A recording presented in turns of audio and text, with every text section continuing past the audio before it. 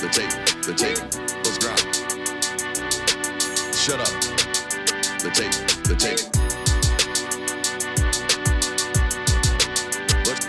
Let's grind.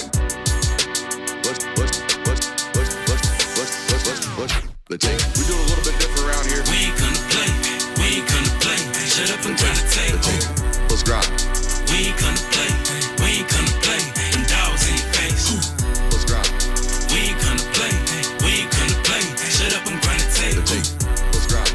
We ain't gonna play. Them dogs in your face.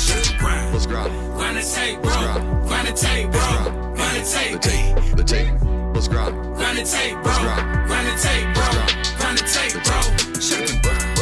Grind the tape, bro. Grind the tape, bro. Grind the tape. The tape. Grind the tape, bro. Grind the tape, bro. Grind the tape, bro. The tape. UGA game day, boy, we ball out. Pull up, put the whole conference in the doghouse. Leave them 6 feet, see me on the win streak. All-star status, go coach and the bench deep. Right. Offense on 10, how we run it? Your best ain't nothing, we gon' send them boys punting. Yep. Black and red, got them dead on arrival. Defense hunker down for the tie. Hey, you don't want it with the dogs. Found guy on it, you don't want it with my dog. Break it down, play by play, that's the day-to-day. They know we ain't come to play, boy, it's UGA. Kirby Smart, I cannot play the fool. Back to back, we did not come to lose. Back to back like we got something to prove. Pay your dues, dog nation on the move. What's up? We do a little bit different around here. We ain't gonna play. Shut up and grind the tape. The tape. We ain't gonna play. Them dogs in your face. Let's grind. We ain't gonna play. Shut up and grind the tape. Shut up. Let's grind. We ain't gonna play. Them dogs in your face. Shut up and grind. Let's grind. Grind the tape, bro. Let's Grind the tape, bro. Grind the tape. The Shut tape. up and grind. Let's grind. Grind the tape, bro. Let's grind. Grind the tape, bro. Let's grind. Grind the tape, The bro. tape. Shut up and grind. Grind the tape, bro. Grind the tape, bro. Grind the tape. The tape. Shut up and grind. Grind the tape, bro. Grind the tape, bro. Grind the tape, bro. Shut up. The tape.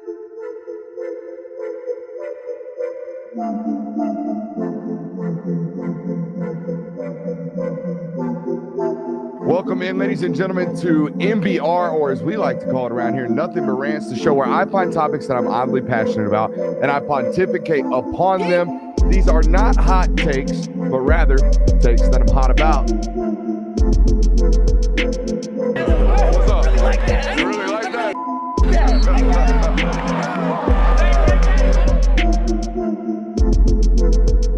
Let's shut up and grind some tape.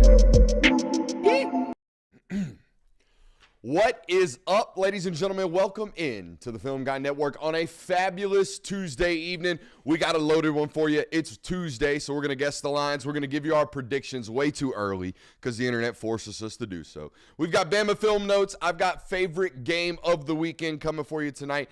Tennessee potentially at a crossroads, so says one expert. No, says I. We got a great one for you, but I want to start with this one today. Process over results. It's something I've heard Kirby Smart and other coaches in the world of football preach about for a long time, right? Preach about process over results. And I've always applied it to a football standpoint. Today, it applied itself to my life, to our life on this network. I've been grinding lately. The boys been grinding lately. Extremely hard. Some would say too hard, honestly. Some would say we've been producing too much content. Some are like, hey, Brooks, slow down. Hey, Brooks, slow down. You're working a little bit too much. And honestly, I was getting a little burnt out. Mentally, I get burnt out every once in a while. Not physically. We don't do hard work around here, but mentally we do. We work for long hours. We do a lot of content. It requires a lot of work pre-planning to come out here and do the stuff that we do. And I was getting a little burnt out. I was, eager.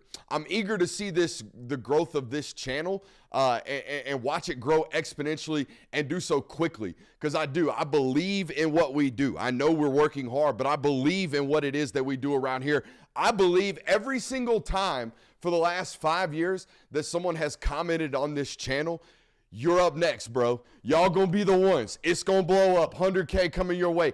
every single time it's said that, or it's commented that, I believe it. I believe as much as the person that comments that it's going to happen. But the growth, I was frustrated with it this morning. I'm like, God, I told my wife, I want 100K now. I want 100K now. I'm tired of this linear grind because I just want it. I want it overnight. I want it now. I want it now. So I was telling my wife this morning. And honestly, I can get frustrated like that sometimes because I do work hard and you guys work hard and I want it now. But sometimes it don't come now. It just doesn't show up when you want it to show up. You have to be process over results oriented, right? So I come down today and I tell you I'm frustrated. And we attack that film study like we attack everything else on this damn channel. And we put it out and we cut it up. And guess what? We go viral today. We go absolutely viral today. 600,000 views on Twitter, 2,000 new followers on Twitter, and 2,000 new subscribers on YouTube, however many it is. We hit 30,000 subs before the damn live show today.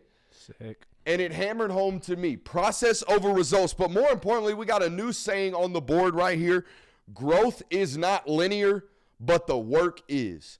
Growth doesn't come in these constant linear lines. That's not how growth is. But the work better be. Because growth is like this. Growth is sporadic. We don't know when it's going to come. We don't know when the blessings are going to show up. But the work better be. The work better be consistent and the work better be linear. So here's to boys, here is to work being linear. And here's to this show continuing to grow. Welcome in. Appreciate you for being here today. Congratulations to this network for 30,000 subs. Congratulations for the continued growth for not only this channel, but for you guys at home as well. We do indeed have a loaded welcome or a loaded show for you guys today.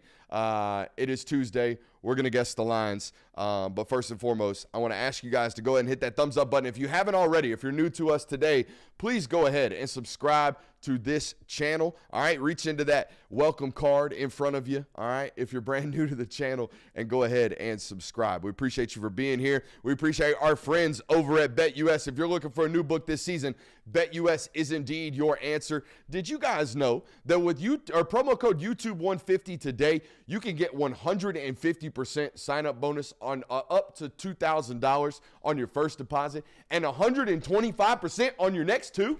Did you know that? Sounds like a good deal. YouTube 150. That's the promo code. BetUS is the place to do it. And guys, we got Guess the Lines brought to you by our friends over at BetUS. Let's get after it. Guess the Lines. We got a long list of show topics today. We got to be moving. We got to be moving. We got to be moving. So let's get to it. Who's presenting Guess the Lines today? Are you going to get in on the action today with me on Guess the Lines, or are we going to go ahead and admit that you cheat on them so you can't do them? No, I'm not cheating.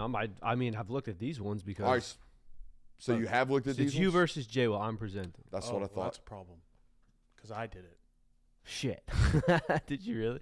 Yeah. All right, so let's see how Brooks good is- let's see the lines. let's see how good I am at competing against some cheaters. No, I didn't cheat. I told you that I had already seen I it. also said. I was upfront about it. All right, so let's see how good Brooks is against you guys' memory, because this is photographic memory, I'm guessing, right? Oh, no, it's I've right in got front of mine me. right here. It's on the notes, baby.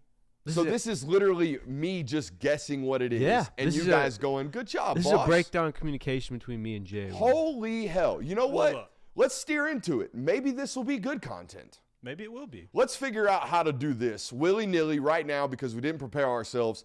How can we make this good content in Guess the Lines when it's no longer competitive? Guess the Lines brought to you by BetUS. Who's presenting it, boys? I'll present it. Let's do it. All right, so the first game we've got coming up is probably the biggest one all week. It's a top 5 matchup. Oregon versus Ohio State. What say you about this one? All right. This is normally the time where I go, hey, who's going first?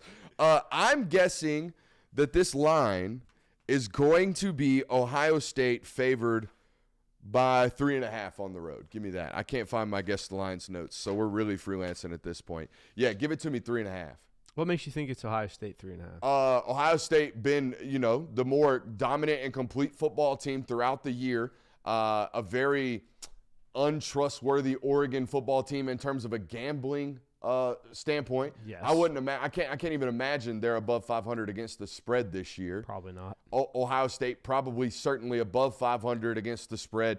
Vegas probably a little bit more favoring of the Ohio State Buckeyes at this point. That's my thought process. Well, I'm impressed because it is exactly 3.5. I mean, I ain't cheating, but you guys did. So what's up? I'm out here. No, we're not cheating because we're not playing. That's what I'm saying. I'm out here though. That's what I'm saying. How about me?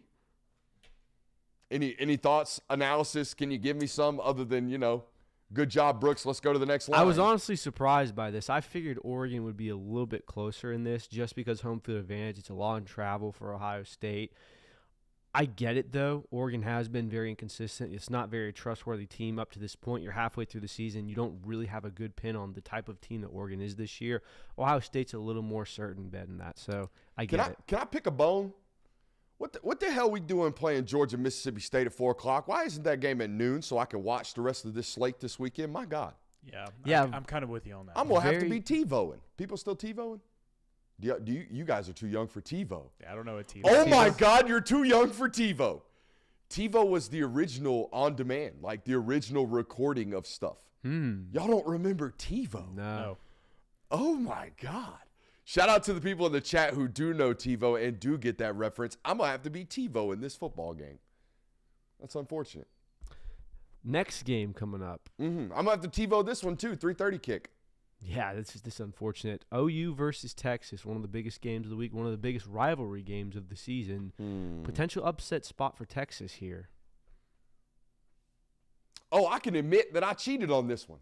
Oh. Because you guys aren't playing, so I cheated against myself. Saw a very viral social media clip of a Texas football player being asked what he thinks about being a 2-touchdown favorite. And he turned around and goes, what's it mean to be a 2-touchdown favorite? And who be making the favorites? And the guy was like, people in Vegas. And he goes, people in Vegas? I don't know nothing about that. I don't know nothing about that. I don't know nothing. I don't know nothing about gambling. I don't know nothing about gambling. So, yeah, I know that this line is a guess about 13.5 in favor of Texas. 14.5 actually, but So I would have won that one either way, though, because, you guys would have been guessing does something that feel else. like too much for you? No, because I do not trust Oklahoma's offense. However, I can't wait to talk about this football game. I can't wait to analyze this football game. Just one side of this game. I wish I could just get 4 quarters of Texas's offense versus Oklahoma's defense. And if Oklahoma's defense gets a stop, we give them points. That's what I wish this game were. Because, my God, the matchup between Venables and Sarkisian is delightful. Delightful. It's such a good one. And the fact that both these teams get a week, I'm spoiling an analysis on this right now, but the fact that both of these teams get a week to prepare for one another, I'm so excited. Yeah. So excited. What I can't, and what I see Vegas doing right now with the 14.5, what I can't surmise in my brain of 1,000 simulations, I can't in my brain figure out how Oklahoma's going to consistently score. Don't have to. They don't have to. No. Maybe they can rock fight it. But eventually Sark gets to you. Turnovers, blocked punt, maybe. It's how they've done it the last 3 years. Correct. This game is No. pure No. I'm not going to let you do that.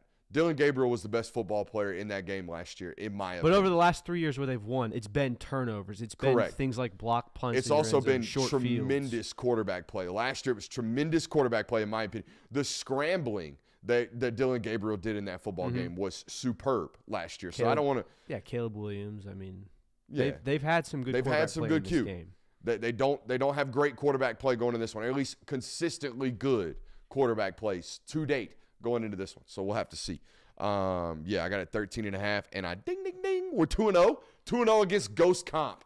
All right. What's the next one? USC 2-0 at Penn versus State. Penn State, Ghost Comp is crazy. Penn State, a top 5 team. This will be the first match between the two teams as Big Ten opponents. Where do you think this line's sitting at here? I hope Penn State gets a little humbling in this, because Penn State got false confidence. Is that possible when you only beat Bowling Green by a score at home? Here's the thing. Penn State's a top 5 team. That Top fan 4. Base, I mean, yeah, but that fan base is not acting like it, though. I think everyone in Penn State kind of knows it's like. Because nobody views them as a top 5 team in the country. Where the Nittany Lion fans at in the chat? I mean, we've seen the Buckeye fans show up. We've seen the Michigan fans show up. We've seen, obviously, other SEC fan bases show up in the chat. Ain't seen nothing from the Penn State fans. They're a passionate fan base. They are. No, I mean, obviously, one of the biggest stadiums in college football. It's like 103,000. Massive stadium. Give me Penn State favor by 3.5 on the road. It's actually more than that. It's 5.5. That loss to Minnesota must have really done some damage. A little steep. It is at USC, so that does kind of. Hey, don't be throwing shade on the home field. I said it's at USC. That's why maybe it's not. I was saying that plays a role in this. I thought you were saying like it's USC home No, field I'm advantage, saying like Coliseum, Penn State. ain't You that got to go much, across the entire friggin' country to go play this football game. Mine's 5.5. I don't know about that one. You think it should be more? I don't know. We'll save it for Thursday. Thursday, okay. Teasin takes 2 days away. That's crazy work, sir. Is this a tease Well, of it's an also unless a it take- doesn't happen? it's We'll also see you in 48 hours. It's also a take I'm not certain. I'm not certain. I I'll wanna deliver give a yet. take in 2 days. Hey, look, you said you don't. What? You said you don't like giving predictions on Tuesday, and if I don't have to, I'm not going to. That's wild. On to the next one. I'm 3-0. 3-0 against the Ghosts. Can he make it a clean sweep, boys? We kept it within 2 points of every single I think one, that's the new comp. Can Brooksy keep it within 2 points of Vegas since you guys aren't showing up and doing your work? Well, No, we did the work. We just both did the work. Oh, so since y'all are showing up and not doing the communication, Yeah. which is part of the work. It As happens. executive producers I of this assumed show. we were going back to the normal way. All right. Start stripping it from your bios on Twitter if you're not careful. Stripping what? You don't have the login. You don't have my login. Next game is Florida versus Tennessee. Tennessee coming off of a kind of embarrassing loss. Florida handled business against UCF. How about that, huh? Yeah. I can't wait to talk about this one a little bit later, too. Get off the mat game for Tennessee. Look, get up off the mat game. Tough one for Austin Armstrong, honestly. As soon as they think they got hope in you, Tennessee coming to town. Pissed off, too. Excuse me, you're going to Tennessee. Yeah, you're pissed going off. to Neyland. Give me Tennessee minus 13.5. Close. Tennessee minus 15. A little more than a touchdown there. Hey, that's a dub, though. Within 2 points, one and a Brooksy's half. 4-0. How about that? Very nice. You like that? You think Florida keeps it? I think it's 3 and no contest. You did cheat against the Texas one. Huh? You did cheat on the Texas one. False allegations. Literally said by you 5 minutes ago. I mean, proof? I don't know. We can I don't know. rewind them back and Can you? yeah. Fact check, sir. You No did proof. indeed say that. No proof. No All right. fact checking. I didn't think we were allowed to fact check here. They didn't tell me they were fact checking. Moving It just happened. I'm sorry. moving on to our next game. We've got 2 left here. I did go to China. Go ahead. Good God. You got to play both jokes. Yeah, I was gonna say. You got to play both jokes. That's what I was doing there, just to let you know. If we're gonna make any jokes, let's make them both. Go ahead. Moving on I to feel our really next nervous. game. I can tell you're talking. I About. feel really nervous. Go ahead. Another get off the mat game. One of these teams is going to rebound. USC, South Carolina versus Alabama. Who do you have in this one, and who do you have in by how? You mean much? Ole Miss? No. Oh, no. So you snuck a South Carolina Bama in here on me? I Yeah. didn't even have this one in the show notes. Give me Bama. This is on the road? Or is Bama at home? This is Bama at home, I believe. Where's this game being played? Can someone give me some information here? It is being played at Alabama. At Alabama. All right. Give me Bama favored by 18.5. Ooh, first loss of the day. Is it more? 21 points even. Oh, that's so close. That's a push. We'll call that a push. No, it's not a push.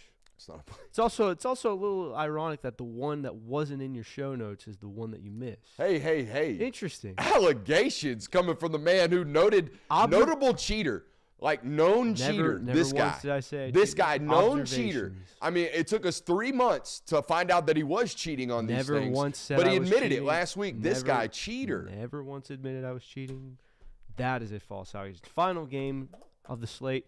Vanderbilt versus Kentucky. Vandy riding a See, we don't even have highway. the same slate. I prepared for Ole Miss at LSU, K-State at Colorado. Prepared how? Yesterday's guess the lines. Yeah, that's the lineup I had. See, See, I was do ready. both. This I guy, was ready. We can do he's them out both. here. He's out here trying to throw hooks. That's what he's doing. Well, it's You changing up looks on me? Out here trying to pitch to me say. instead of giving me that same look that We I can was give you- prepared we- for, huh? You out here giving me something I wasn't prepared for, making me ad lib on the spot. Yeah, Go ahead, come on, it's come on with it. Vanderbilt versus Kentucky. Who do you have? It's got to be Kentucky minus 9.5. It is Kentucky minus 13.5.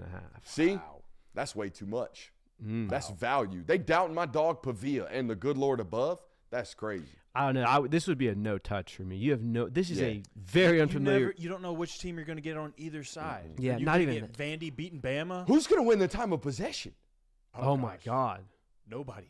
Oh my God, it's gonna be the quickest football game in the history There of might college be football. there might be 4 total possessions in this game. How many no huddle snaps are taken in this football game? 3. Over under 6. I'll go over. Because you 6. know there's going to be a 2-minute drill on Yeah, both I'll ends say of the over. half. I'll go over 6 on that. It's going to be a lot. It's gonna be a Ooh, over under delay of games. 3.5. Did you see Vandy accidentally get one on Saturday? Yeah. They were playing too slow. No, I didn't see that. Kentucky's done it this year too, where it's like, oh crap, we didn't snap the ball. Lovely. Yeah, Jay, what do playing you want? super slow. Do you want to go ahead and give him yours, Jay? Will? The guess the lines. Yeah. Kansas State versus Colorado. I got K-State minus 3.5 on the road. You're all over it today. It's Kansas State minus 4.5. Yep. Mm-hmm. Dialed in. He's all over the ones You that didn't were give him Ole Miss versus LSU, right? I had Ole Miss favored by It's on him. 3.5 on the road. Ole Miss minus 3. Okay. Yeah. There you go. Interesting. Dialed, absolutely Very dialed. interesting. You know what happens? This is what happens when you give a man an opportunity to prepare and give him time to What think. preparation do you need for gambling lines? Oh, mental gymnastics. Other than looking up the gambling I was lines. trying to go the Hispanic word of gymnastics, which is gimnasio. Just mental gymnastics. That's all I'm doing.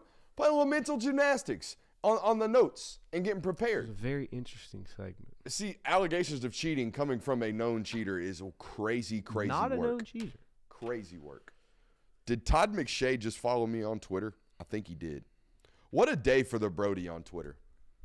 Normally, yeah, he did. How about that? We got to watch what we say about Todd McShay on this network from I now don't say on. anything bad about Todd McShay. I don't think we ever have. I think that's the first time Todd McShay's name's been uttered on this. So just to let you know how the ADD brain goes, the last couple weeks I've hit you with the, Bo Wallace just followed me in the middle of the show. And, Todd McShay just followed me. If you're new to this network, Football Brain be showing up every once in a while. Also, ADD Brain be showing up once in a while. Those were Guess the Lines presented by our friends over at BetUS. BetUS, promo code YouTube150. Get you 150% deposit match on your first deposit up to $2,000. 125% deposit match on your next 2 deposits. Friend of the show, Todd McShay. Shout out to the homie. All right, let's break into these Bama film notes. I know a lot of people, if you're new today, you probably like, hey, found this guy on Twitter. Going to give his show a chance tonight. Appreciate you for being here. Let's give you a little rundown of that Bama film study. That's right, we did do a Bama film study today. It's released this morning at 10 o'clock. Already about 8,000 views, J-Will. It's grinding. Just got to turn the cameras on. Tape is grinding. Tape is happening. It is being grinded. I like a new segment here. We're going to start credit first. Credit first, criticism last. We're going to go credit first. Credit to Vandy first. Vandy made every big play in that football game they needed to. Every big play. Every time ball was in the air, they going to come down with it? You bet. I saw one drop in this football game. That was it. One drop on a vertical on 3rd and 9. Guy got on top of a corner, didn't quite get caught. That was it. Yeah. Apart from that, they made every single play. I thought the 2 4th and 1s in this football game epitomized what happened. 4th and 1, first one. All right, down. This is on the 17-play drive. All right, 17-play drive. Pavia, 4th and 1, scrambles left. I mean, he's bowing. He's banana peeling left. He's about to get sacked, -10. Nope, stiff arms a guy.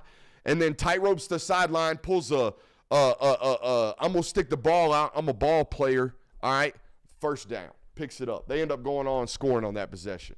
The next 4th and 1, in the green zone again. Coach calls what looks to be a little like a spacing play, Kirby. Calls what looks to be like a spacing play where he's got immediate options against what is either zone or man. Mm-hmm. Alabama snuffs it out immediately, covers that up. And then we got the I love football route. You know this one, mm-hmm. The clear out route. It ain't supposed to be thrown. Mm-hmm. It's the 3rd, 4th, 5th, maybe times read. Oftentimes, coach like, hey, we ain't never going to get there. We're not even going to teach you how to read it into the progression. He goes 1. He goes 2. He goes 3. Sacks coming. Boom. Throws the clear out route, the one that you ain't supposed to throw. Beautiful ball. And beautiful ball. Did you notice the adjustment? The clear out route was ran right shoulder or eyes over right shoulder. The ball ended up eyes over left shoulder because they ran him back towards the left pylon. It's supposed to be a clear out route towards the middle of the field. So the wide receiver had a tremendous adjustment on the play as well. That was, I mean, again, the dichotomy of how that football game broke down. I think you have to give immediate credit first and foremost to that Vanderbilt squad. Also, the scrambles, the ability to make plays on the scramble as well from Pavia and the rest of this squad. Like I said, saw one drop. Also loved the game plan from the offensive coordinator from Vanderbilt. It's part of the reason why we went viral. But it wasn't just, I'm attacking you on 3rd and 7. I thought this guy is calling a damn game. Was on that 17-play drive, they catch him with 12 men, or not 12 men on the field. They catch him with the guy in the same jersey number. Two guys in the same jersey number, extends the drive. They get a free play and a free possession. He goes double pass. He goes reverse with this backup quarterback trying to go double pass and go for the jugular. I thought dude was in his ever-loving bag. Shout out to Tim Beck, the offensive coordinator for Vanderbilt. I also think, obviously what you saw on the film and what we saw on social media that went viral today, he boxed that dude over the head for 4 quarters on 3rd down, on 3rd and 5. God. And he saved all of those winners for 3rd and 5. That's what he did. And he absolutely boxed him, right? And let's talk about it. Let's cook Kane Womack, all right, just for a little bit. If you're an Alabama fan listening today, let's talk about this. Offensively, Bama was Bama. It's what we've talked about on this network. You're going to be boom or bust offensively. And honestly, it's okay. It's fine when your defense isn't getting drug into water, right? When your defense isn't, having a wrestling match with a short person, all right, that knows how to play jiu-jitsu. All right, I wrote that way better. I was nervous about it. I wrote that joke so much Dude, better. just say fun size. Yeah, I know. Here's how I wrote it. Offensively, Bama was Bama. Boom or bust, that's fine. That's fine when your offense isn't playing a short person trained in jiu-jitsu, which is what Vandy is. Vandy is an undersized football team that is trained to drag you into deep waters and choke you and drown you. That's what they're trained to do. Defensively, okay, when you're out there, getting the chains moved on you and your offense scores real quickly after a 17-play drive, I'm sitting there going, man, I just got up off the field. I just got up off the field, and they scored quickly. That's awesome that they scored. That's awesome that it's 30-28 right now. But I've been on the field for 35 minutes today, and I got to go right back out there and play some more defense, okay? And that's not ideal. They've got to figure out somehow how to sustain some offensive drives. So this is just the Georgia fan in me wondering this. Vanderbilt, we all know. Straight up homer. Well, I think it's a good question, too, because it doesn't make sense. Keep that camera over there for a second. I got a wardrobe change going on over here. I've done sweated it out, boys. I mean, it is 80 degrees. You're still wearing sweatshirts. But no, my question is, obviously Vanderbilt had a lot of success. Obviously Vanderbilt had the perfect plan for 3rd downs. Why could Georgia seem to not ever have this success? Now, they had 4th down success. It worked very well. I think they were perfect on those. But Georgia seemed to struggle mightily on 3rd downs against Alabama. Why is that? It's a tremendous question. It's an awesome question. And here's my answer to that question. You ready? I thought Georgia attacked that defense a little bit too vertically. It's hard. It's hard to complete balls 45 yards downfield. It's really hard. Lots of things can go wrong. Wide receivers can drop them. We can have offensive PI. We can do all that stuff. If you look at that film study and watch how they attacked that man coverage team, everything was intermediate rubs. Everything was, all we're trying to do is get 7 or 8 yards. We're not trying to murder you right now. In fact, the murder, like I said, the biggest shot in that football game really came by happenstance of him clicking through his reads and giving his guy a shot. It wasn't a called opportunity downfield. All right, so I think that was the difference. You saw Vandy really attack these guys with manageable wins, right, where Georgia was trying to come out here and knock them out, like big time, big swings. And in the second half, you saw some of those big swings hit, right? Some of those plays like the double move to Dylan Bell hit, a back shoulder ball to Arian Smith hit, a back shoulder ball to Colby Young hit. A lot of that happened. Also, Vandy lived in a lot of 3rd and 7s where you're living in 3rd and 10s. Vandy was living in 3rd and 7 middle of the field where 4th down's already an opportunity for them. Right. You see what I'm saying? Yeah. So I think it's when I did that film study, I knew that was going to come out. In fact, 9 times out of 10, most of the "I hate you" comments on that viral tweet today was, "Well, why couldn't Georgia do this shit?" Georgia did. Georgia had an opportunity to hit Arian Smith 45 yards downfield, drop the ball. Georgia had an opportunity to win a one-on-one against Dominic Lovett and Devontae Smith in the nickel. got an offensive pass interference. You had these opportunities to convert these shots, and additionally, they were taking 5, 10, 11-yard shots. You were taking 40-yard shots. That's a slight difference in terms of the ability to execute. Yeah, I think that Vandy, once they got a 2-score lead, they're like, oh, we can kind of just try and methodically move down the field, eat up the clock. And if we can get points out of it, then that's even better. And it continued to work for them over and over and over. And Alabama couldn't get off the field. Yeah, they realized their defense isn't going to get any less tired, so we might as well just sit on this while we can.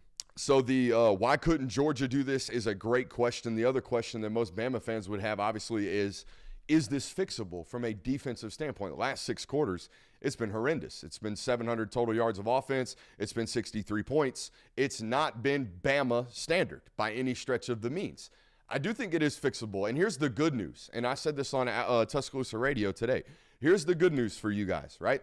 You do have veteran football players that this staff, give them credit, managed to maintain, right? Guys like Malachi Moore, I know he's in the news. I know he's in the headlines, and everyone's talking about him right now. It's great that you've got him on this roster. It's great that you have Deontay Lawson on this roster. It's great that you have Jahad Campbell on this roster. It's great that you have Keon Saab on this roster as well. Why? Because these are not first-level defenders. These are second- and third-level defenders on a defense that needs some changing. And they need some multiplicity. That's what they need. They need some additive coverages. That's it. They don't need to reinvent the wheel. They just need to add a little cover 2 in the mix. They need to add a little cover 3 in the mix. They need to add a little cover 4 in the mix.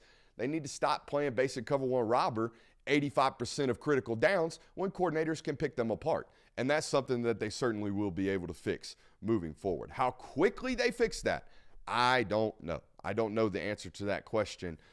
They fixed it in the second half against Georgia. They tried to throw some mixed coverages at these guys, but it doesn't have to just be disguised coverage. Sometimes it can be lining up in cover 4 and playing it. You know, sometimes it can be lining up in cover 3 and just playing it. You just can't line up in the same man coverage for 65 snaps of an 80-snap football game. Mm-hmm. Yeah, watching that game back, it very much felt like Bama came into that game saying, this is what we're going to run. If you can stop it, good luck. We have the guys that we think are good enough to do it. And it just so happened that the predictability of that allowed for Vanderbilt to expose you. If you throw in a couple of zones or if you throw in a couple of hard flats, you might have a pick 6 in the game. You might have more stops. So I think that Alabama's, and like you said, it's a very fixable issue because it's just diversifying your defense a little bit more. And I guess that, you know, they probably felt like they didn't have to do that against Vanderbilt because, I mean, it's Vanderbilt, but you're going to need to do that in the future, clearly. Yeah, I think that I don't know how much the option style of offense plays a role in that as well, of maybe that kind of forces you to feel like we can't play too many different things because we feel like we know what they're running. You damn sure shouldn't be playing man defense. I'm going to tell you that right now. It's the first DM I got this morning when that tweet hit. Why in the hell were they playing so much man? It's the last thing you can do is play against that team. You cannot play man against a football team that's got that much moving parts. And you watched it. They snapped the football at 5 seconds left on every damn play. Yep. They line up they're in a huddle, all right? Then they break the huddle. They come out there, they shift all kinds of pre-snap motion, and then they snap the ball with 2 seconds left, and you're like, shit, uh-oh, right? Instead of just lining up and being able to play some type of zone coverage or at least throwing a different pitch. That's what we talked about yesterday with that new term we heard from one of the best defensive minds in the college game right now, Kirby Smart, obviously. So you got to be able to pitch to guys. You got to be able to throw them different looks, and that's a failure, all right, so far through the seasons for Alabama. And the moment they have, by the way, mixed looks, they've damn near forced turnovers against Georgia. Yeah, they did. That was something that felt like they had success with. So I'm sure it will be something that they'll start implementing a little bit more as the season goes on because you can't continue to – I mean, doing the same thing over and over again, expecting different results is the definition of insanity. So you don't want your defensive coordinator to be insane. Coach Robbie Ross hit me with that when I was in 9th grade.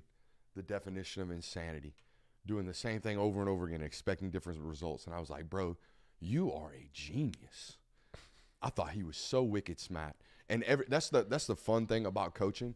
It's all theft. They're all thieving ideas. Just like no different than we got to be process oriented, not results oriented. Somebody said that 100 years ago, I would imagine. Football coaches just stole it. This is an example of this. Straight theft. straight theft, and then applying the theft. That's the awesome thing about football coaching. Every time my coach said something brilliant, I thought he was the first person to say that one. 100%. No different than the first time my grandfather told me, do what you love what you do. You'll never work a day in your life. Amen. I was like, oh, he is cooking right now. Little did I know everyone already had that one. That is that's a pretty unoriginal one. All right, got some folks ask. Damn, shots at my grandfather. No, I'm just right saying, here. like, Calling the OG un-OG. That's crazy work. Got people in the chat asking about merch. We do have merch. Just search the Film Guy merchandise on Google. It'll pop right up. Bang. That's the best way to do that. I think it's a Shopify app. Will you do that for me? Will you give that exercise and see what happens? Last time I did it, it was the first one. Go buy a shirt, Jay Will. Yeah, the Film Guy merchandise. Just Google search that joint, and it'll pop right up. I don't know if it's Shopify, but I did indeed find it. What's the URL's first start? Universities Forever. Universities Forever. But when you Google it, what pops up? Universities Forever? Yeah. All right, Universities Forever. That's actually who hosts most of our merchandise, and it's actually an in-store over there. I think they're still in Smyrna. If you want to head over there. Learn football or die. I forgot. Yeah. Oh, about dude, that one. shirt. I need to go get it. The Learn Football or Die shirt. I need to go Yes. pick it up. That thing is lit. I think I'm gonna get a hoodie. Oh, the hoodies are nice. Yeah, They're I think I'm gonna have cozy. to get a hoodie. They're cozy. Yeah. So there you go. Need a link in the description. I think it is in the description. So there's that. I just don't know if it's updated. Will you re-update that the next time we do Yes. show descriptions? I will do that. Appreciate that, my guy. All right. I think we're good. Should we move on to predictions? Let's do it. Let's do it. Way Man. too early predictions. Way too early. Tuesday. They make us do it now. I've seen predictions on Saturday afternoon. Oh, every time I get up Monday morning to Disgusting. start writing articles, predictions. That's what's trending. I saw a prediction for the Ohio State-Oregon game last week. I believe it. Not even staying in the moment. Nope. We got Can't people do it. sleeping on last week's slate thinking they got to talk about Ohio State, Oregon. Little did they know. Little did they know. Everybody's just out here trying to rush to the algorithm. That's all they're trying to do. Mm-hmm. It's messed up. I wish YouTube would just prioritize quality, right, over who got here first, right? Because when you do the who got here first, everyone just rushes and they don't do it well. So now we have predictions on Tuesday. So here we go. Predictions on Tuesday. Stuff we don't want to do. K-State at Colorado. Let's make a prediction. Who can do what they do best? There it is. Who can do what they do really well the best? K-State wants to run the ball. They run the ball pretty well.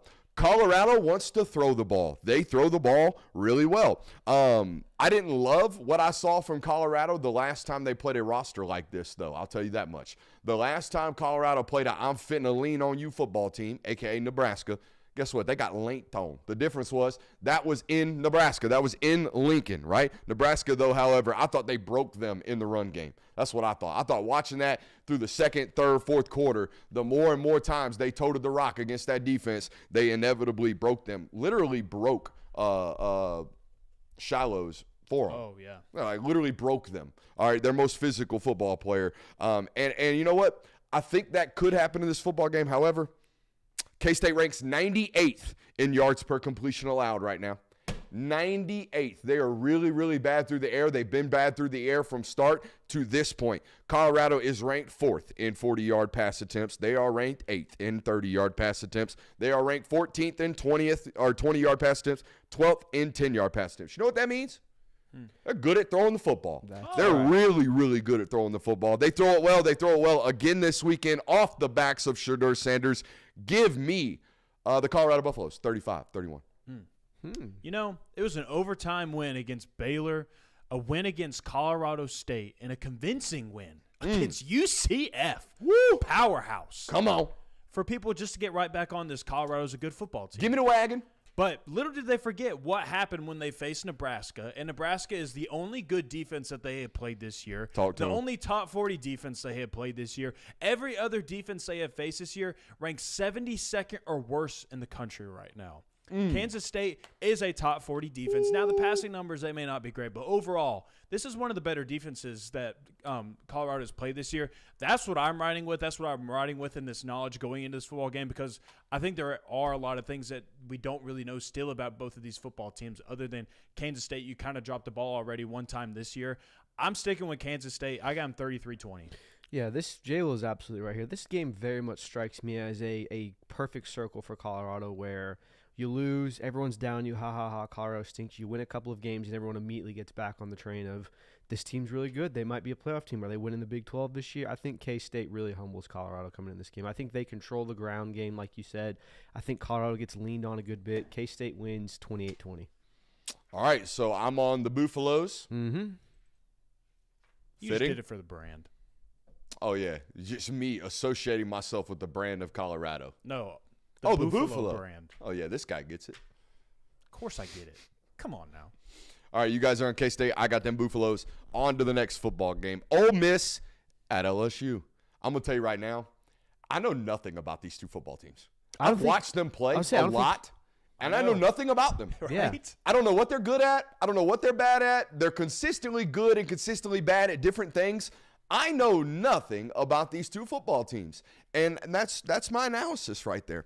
That's it. I know nothing. These are two of probably the most inconsistent teams in the SEC. I picked this game off of one stat because I too feel very uncertain and uneasy picking this football game. Amen. Stay the hell I away. watch them every single week, and I'm like, well, Ole Miss, that's not how you look last week. LSU, that's not how you look last week. I don't know what to think about you.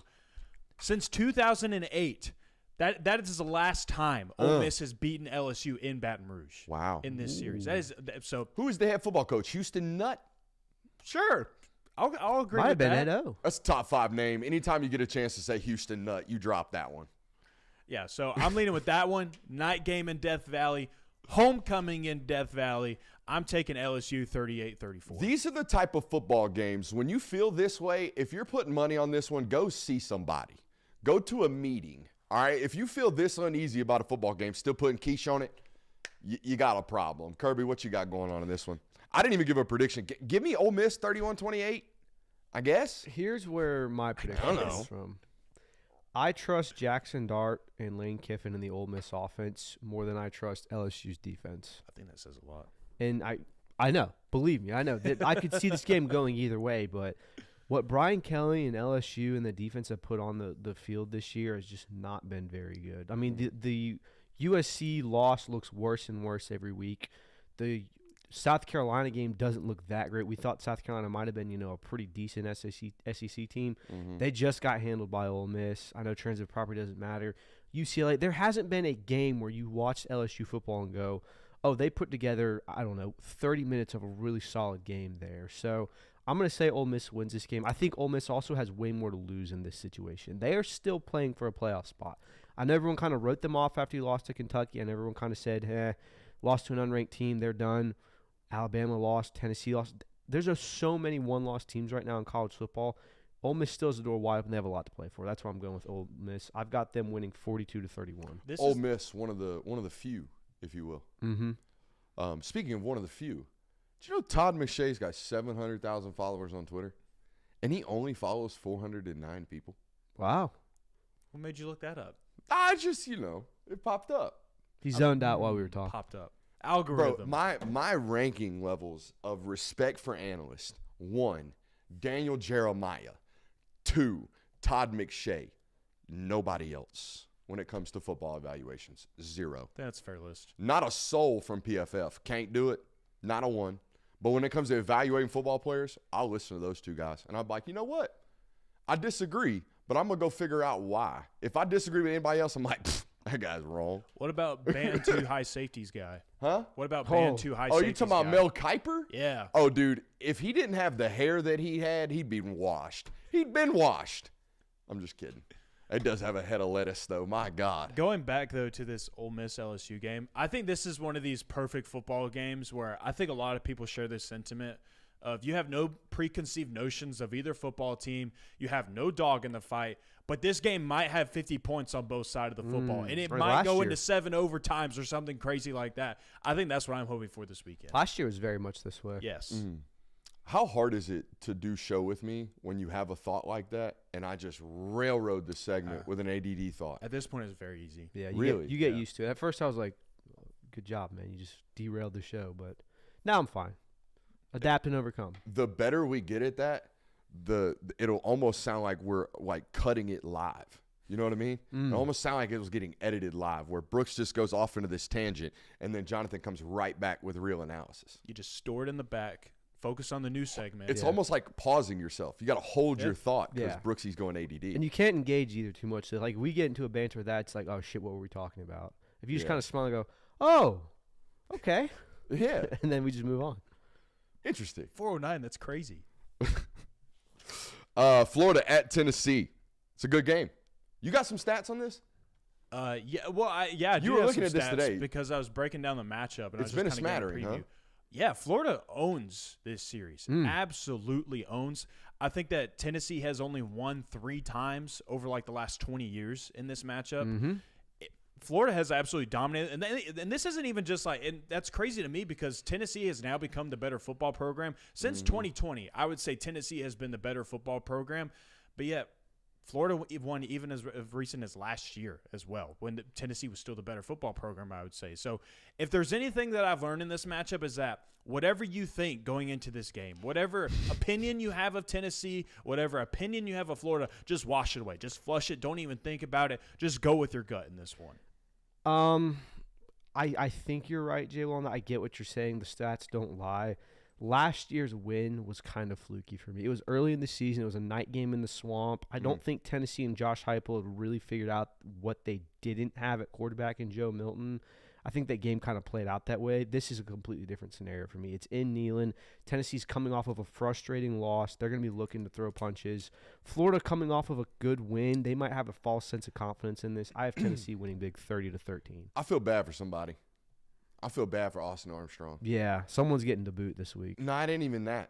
It ain't even that. I feel bad for Austin Armstrong because he probably coached his best football game as a Florida Gator offensive or defensive coordinator last week, or at least my timeline's telling me that. Like, Florida fans who have been ready to fire this dude forever, like, they're just so ready to get rid of Austin Armstrong. They hate him. I finally see on my social media, they're like, wait a minute. This guy, like, return tour? Huh? Like, they're liking him now. And now Tennessee's coming to town. It's like, You're going to Tennessee. oh, I keep doing that. Now you got to go to Tennessee. Not like, it's not even that. Yeah, playing in Neyland's tough, but like, it's the hardest prep you're going to have all year. This is as hard as it gets from a defensive coordinator standpoint. Even when they're not playing great. Even last year when Joe Milton was the quarterback and it looked like poo-poo, it was still a really tough study, and it was still a really tough prep. And if you do it wrong, you're going to give up 400 yards of rushing. And it's so intensive. I feel bad for the guy. I've felt bad for the guy for a while now because I think he's really, really smart. By the way, hot take, the moment he's fired, guess who's hiring him? Who? Georgia. Kirby Smart's hired that guy. Like that.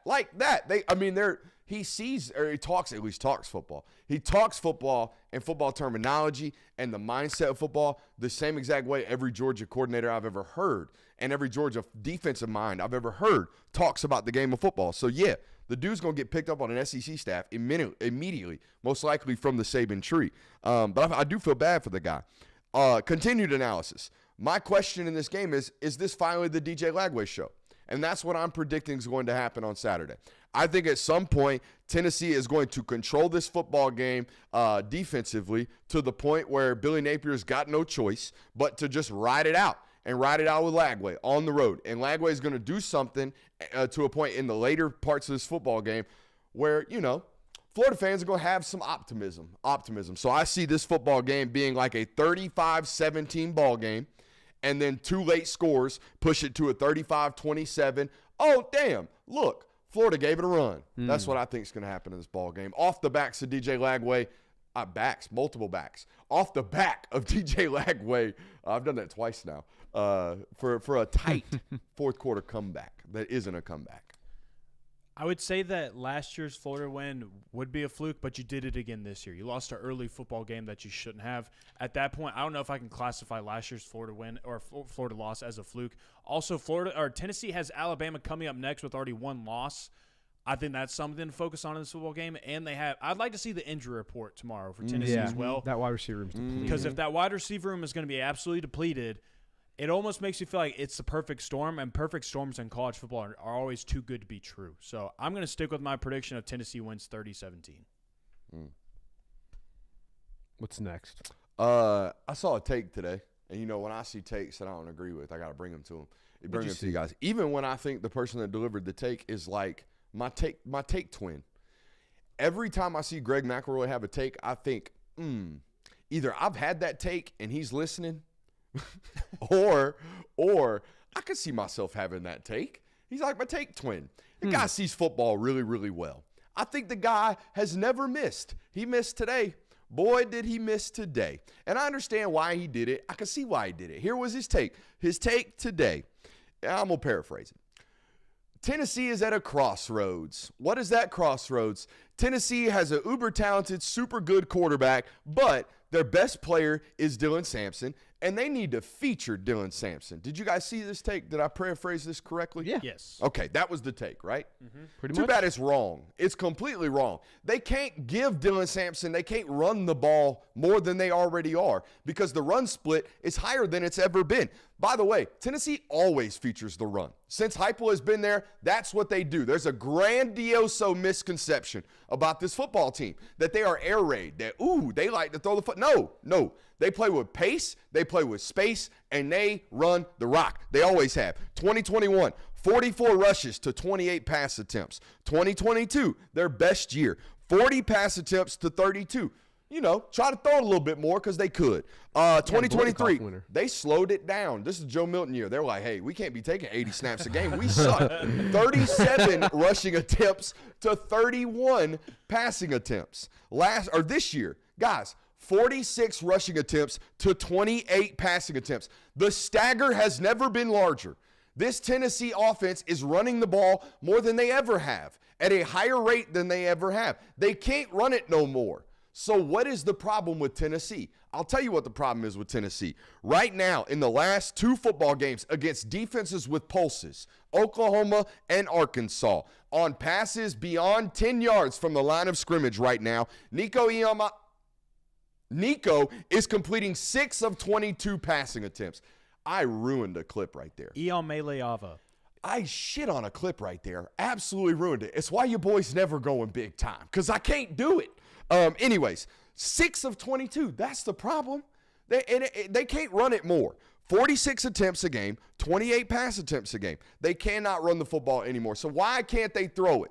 Why can't they throw the ball correctly? Why can't they get this going against good defenses? Well, I'm going to give an excuse. Their wide receiver core is decimated with injuries right now. Decimated. Brew McCoy's out, I believe. I don't even want to go through all the names. Squirrel White went out in that football game. Somebody's out there playing with a damn cast on their freaking hand. Wide receiver? Oh, what? Yeah. Like Deion Sanders' hand style. Like 2 of them taped up in a cast out here trying to catch with 3 fingers. So here's my question. Where's Mike Matthews been? I'm interested in this as well. I'm very interested in this as well. This is the hard part. When you play with this much pace and there's this much option, like, hey, if they're running this, we're going to do this. It takes young guys a while to get into this system. If you remember, Squirrel White's probably the most successful freshman that Heupel's had since he's been at Tennessee.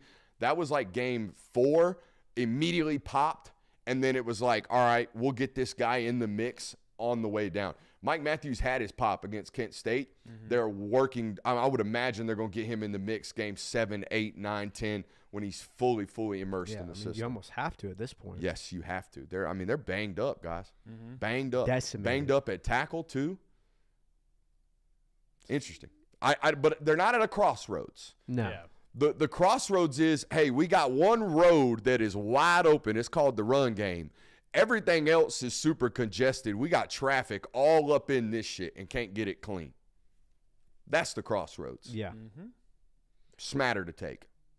No, I mean, I think your rant afterwards saved it. Yeah. You're good. I think I might. Texas versus Oklahoma. I'm going to be honest with you, boys. Can I wait? Coward. Honestly. Coward. Attaboy. Coward. Honestly. You gonna put it in the show notes so we gotta make a prediction? Yeah. And then you're gonna come in here and be like, I'm tapping out, boys. Can I be honest though? I'm glad you did. Get on them, boys. Let's wait on this one. No. I'm getting waiting. my take. I'm waiting too. You guys are predicting. I'm waiting because I'm doing a film study tomorrow, so I'm waiting. I want to wait. I'm gonna be here too. I would like. So I have to go in. I have to give my premature. Yep. Okay, fine. You got busting us early. Let's go. Whoa. I'm not even talking about LSU anymore. I just felt like getting the joke in because I didn't get it in earlier. All All right. I think this rivalry is very similar to the Florida-Tennessee one of just throw your feelings out the window about either football team, because this game is always delivered, always delivered. This game has been decided by one score 9 times since 2013. Sheesh. 9 times. This is always a close battle between these two teams. And that's in a stint where Texas was pretty bad and Oklahoma was really good. So I think that's worth noting as well. I do think Texas is certainly better than Oklahoma. I think they're the more well-rounded team coming into this matchup. I think that maybe the only benefit I would give to Oklahoma in this scenario is you did have the week off. Maybe you found something with Michael Hawkins at quarterback or anything in your quarterback room to maybe get some more confidence, maybe to where you can get this offense rolling a little bit, because it's going to have to in this football game. But I do think Oklahoma has a good defense. I think we have learned that this season. I think that this is going to be the best defense that Texas has faced all season long. So I think that is going to propose some challenges for Texas, and it might take them some getting used to in this game. So I think it might be a second half pull away, just a slight smidge. So I got Texas in a close one. I think they're going to win 30-20.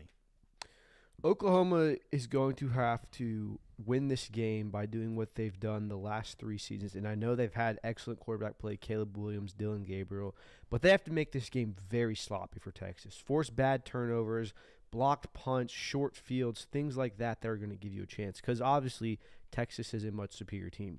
Whether they can do that for the 4th year in a row, they've done it for the past 3. Texas has been the superior team for the last 3 years, and somehow Oklahoma has found a way to win this game.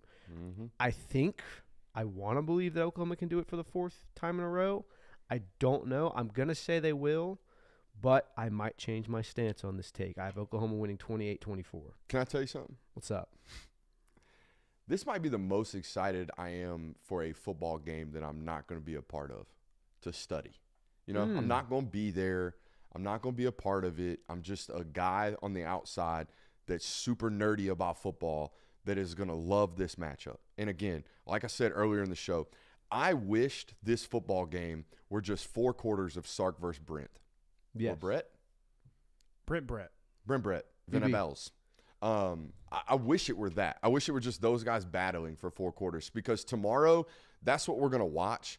And, oh, my God, it is such great football. It is such great masterminds, all right? It is 2 guys battling wits. And honestly, for Oklahoma, I don't even know if my man Brett is even spending time this week trying to get his offense in order.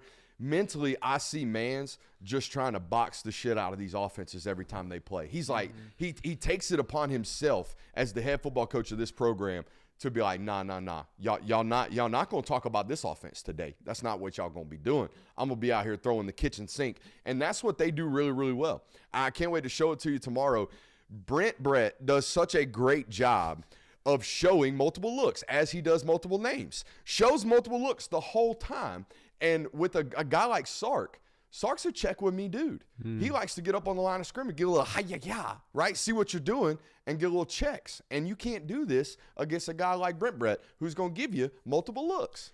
This is going to sound very condescending, but this is a great game for people who truly understand the sport of football. Everyone loves football. Everyone understands the rules of it. But if you truly can see what's happening prior to a snap of what the defense is doing, whether they're rolling safeties, what the offense is doing with motions and pre-snap checks, this is your type of game. Hell yeah. You also have a super sub, by the way. Great show. Are you considering a film preview for Red River? Stephen Wicker Jr., you bet your bottom $10 you just subbed us right there. We're giving it to you tomorrow, hot and ready. We're going to give you about 35. I got a page and a half. Page and a half been running about 35 lately. Yeah. I got a page and a half of notes, and it says right here, these 2 guys, Brett and Sark, are going to battle it out. Key for OU, can you save enough variations? I've got to take, and sometimes I think I might be able to be a little DC OC analyst type, like give you some nugs going into a football game. I think you can bait Sark. I think you can show Sark that you're vulnerable one place. He's going to inevitably come back to it because he's such a genius. All right, so you can use that against him. I think if you show, like, for example, Michigan kept showing a cover 3 look, and he kept attacking the shit out of that cover 3 look every single time. I think we might be able to show him a cover 3 look, wait for him to attack it, and bait it. A little trap coverage. I think we can do stuff like this against a really, really tricky coordinator. However, you almost got to hope it happens. and you don't bust on it. It's very, very risk reward. But I think a guy like Venables might be able to do it to him. And I can't wait to show you. Sark shows no tendencies, I thought. But Venables must be a guy that you give him a week, he gonna find them. Because I've seen multiple times to start that football game, they go out and they do some type of pre-snap motion, and all of a sudden you start seeing Oklahoma guys like start signaling left and right like they know what's going to happen, and then bam, they jump on what's about to happen. So I can't wait. You can tell, I think, that I'm so giddy about this football game because these minds, man, these minds right here are crazy with the foosball. Can't wait. It's gonna be a fun one. Not picking it. I'll pick it tomorrow. Boo. Boo. Do we have any other games? Yeah, I think there's one other like really, really big one. USC. Oh, Yeah, I think there's one really. I think it's a top 5 matchup. I was going the wrong one. I haven't heard of that one. Ohio State on the road in Autzen Stadium. Ooh. Autzen. You know, NCAA 14, I think it was, had that the loudest stadium. Really? That was Yeah, it's designed to trap noise inside that joker. Clever. It only seats, I think, 67,000. Will you look that up for me? It's a great football game this weekend up there in Eugene, Oregon, Autzen Stadium. It's going to be a banger. I don't think they're clipping that one. Anti-Will Howard Deep State, stand the fuck up right now. This is the time, ladies and gentlemen. This is the time we've been waiting on. A defense that can box Ohio State. Chip Kelly, come on. Bring it back to Eugene. Get your run game boxed up by Dan Lannon and them boys. Give me Will Howard, multiple turnovers. Give me Oregon, 27-24. Get out of here. Anti-Will Howard Deep State, stand up right now. This is the time we've been waiting on. We waited for it. We waited for it all season, watching this man go 21 for 24 for 204 to have people show up and go, Brooksy, Ohio State looking strong. Not this weekend. Anti-Will Howard Deep State, stand up.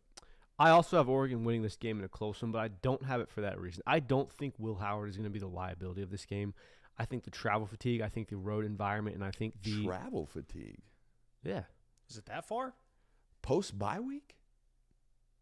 The stat of Big Ten teams traveling this year had not been good. I can pull it up tomorrow. Yeah, I mean, and vice versa. Going east-west is a real thing. Mm-hmm. Lincoln Riley hasn't won a game in the East Coast time zone since like 2007. Oh, my God. Yeah, it's been a minute. I believe it. But no, I think that Maybe it was USC with that stat, because, you know, Mans was in Norman for a little while. And Yeah. is that Central? Or is that Mountain? They won or 2 time zones. Don't ask me Yeah. about yeah, that. I'm not a time Don't zone get those. aficionado. We're definitely nearing time switch because it was dark when I walked in today. Yeah. All right, where were we at? Sorry. I think that Oregon wins this game for a different reason. I don't think Will Howard loses Ohio State this game. I think Oregon just flat out plays better. I think they take advantage of more opportunities that Ohio State provides. This is going to be a very give and take type game. You're going to see turnovers on both sides. You're going to see mistakes on both sides. You're going to see big plays on both sides. There's stars everywhere. So I have Oregon coming out on this. I just think that things are going a little too well for Ohio State right now. And the fact that Oregon's been so inconsistent would honestly scare me. Did you give me a score prediction? 31-27. Oregon. Like it. Same score prediction. I went Sick. the other way, though. If you took out Ashton Genty's performance against Oregon, Oregon would be giving up 71.5 rushing yards this season on average. That'd be 3rd in the country right now. So good. really Yeah. good so far, other than you play the best running back in college football right now, the best running back in a hot minute, I would say, in college football. So take that out. Oregon's been really good against the run against all other teams. If you could put that standard on display, you're going to have a really good chance to win this football game. If you can take out the run game, that's easier said than done, though, against this Chip Kelly offense, against this Ohio State offense. I think they have a lot of options that they can work with, and it can be very difficult. But I think this game boils down to one thing for me, and it's kind of unfortunate that I'm going to say this, but it is what it is, because I would say it about anybody else. Dan Lanning in big games has not exactly delivered yet. Ooh. I've seen Ryan Day deliver in big games, or at least show up. Tough team. Absolutely. So I'm sticking with that, and I'm going to say Ohio State wins 31-27. I got to get more crack in that voice. It's a tough team. You might strain it. You better be careful. Nah, that was purposeful. It's a tough team. I understand. Careful. I think that's the top 5 impression I got going. It's definitely better than the Munson. You got a lot of cracks at it. Yeah. Every time Ohio State's brought up. It's a tough team. I need him to give me another banger. Yeah. I need him to attack another 85-year-old. That's what I need. That's what the world of content needs right now. We need Ryan Day to give me another banger of a sound bite. That's what we need. Bring it on. Favorite football game this weekend? I got Red River. I'm dipping that one. I was waiting for you. Yeah, I'm just gonna go ahead and say it. I don't think Oklahoma's gonna be able to score with them, but I'm gonna watch that one. I'm gonna study that one for sure. I'm going to say LSU Ole Miss because I think it could just be one of these games that is just completely off the chain. Yeah, I feel like that way for Ohio State, Oregon. I think you're watching two teams that are playoff team worthy. I think you're going to see a top 5 matchup that's probably going to go down to the wire. It's going to be a late fourth quarter game. Two teams that don't play that often. I think this is only the third time in 10 years that they played. 2014 was a while ago. So I'm thinking Oregon.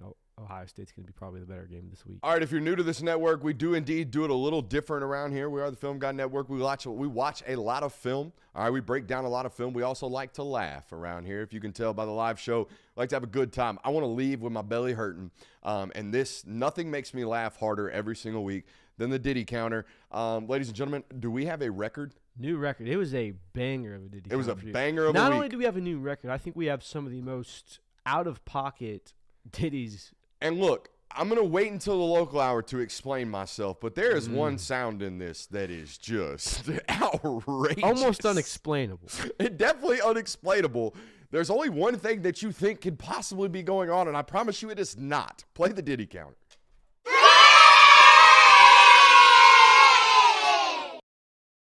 Let's shut up and let's grind. Right, one guy beat everybody else. His eyes are pretty, locked in on the box. Oh, my Lord. Oh!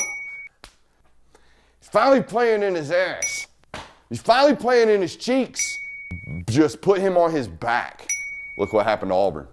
They busted. Yeah, I think we might have a bust here. Oh.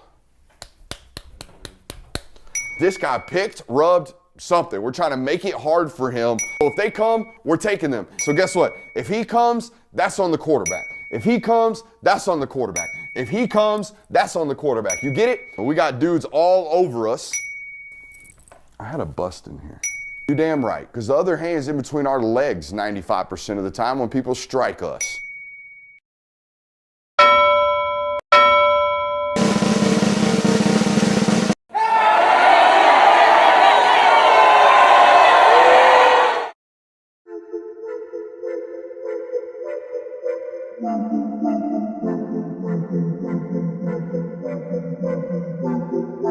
Welcome into Talk the Dog, the show where we find a bone to pick and a take to give. These are not hot takes. These is dog takes. Can I talk that dog? What's up? You like that? You really like that?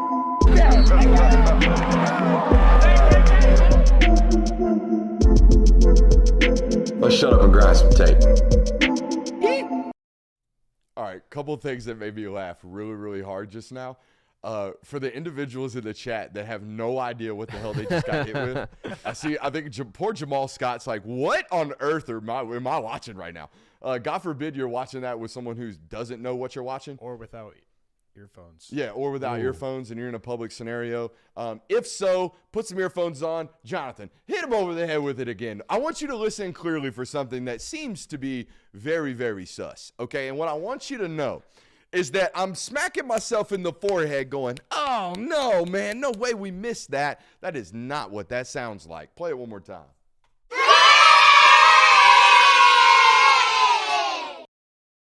Let's shut up and let's grind. Right, one guy beat everybody else. His eyes are pretty, locked in on the box. Oh, my Lord. Oh! He's finally playing in his ass. He's finally playing in his cheeks. Just put him on his back. Look what happened to Auburn. They busted. Yeah, I think we might have a bust here. Oh. This guy picked, rubbed, something. We're trying to make it hard for him. So if they come, we're taking them. So guess what? If he comes, that's on the quarterback. If he comes, that's on the quarterback. If he comes, that's on the quarterback. You get it? We got dudes all over us. I had a bust in here. You damn right, because the other hand's in between our legs 95% of the time when people strike us.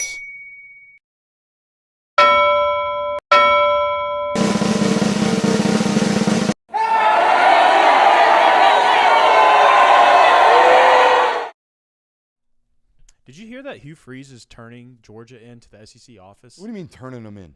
Apparently, he said, I don't know if this was post-game or what, but he said that he's turning Georgia into the SEC officiating office because, I'll read you the quote, "I thought their stemming was too aggressive. We got told all the time by the officials, and it got us twice, but I don't know.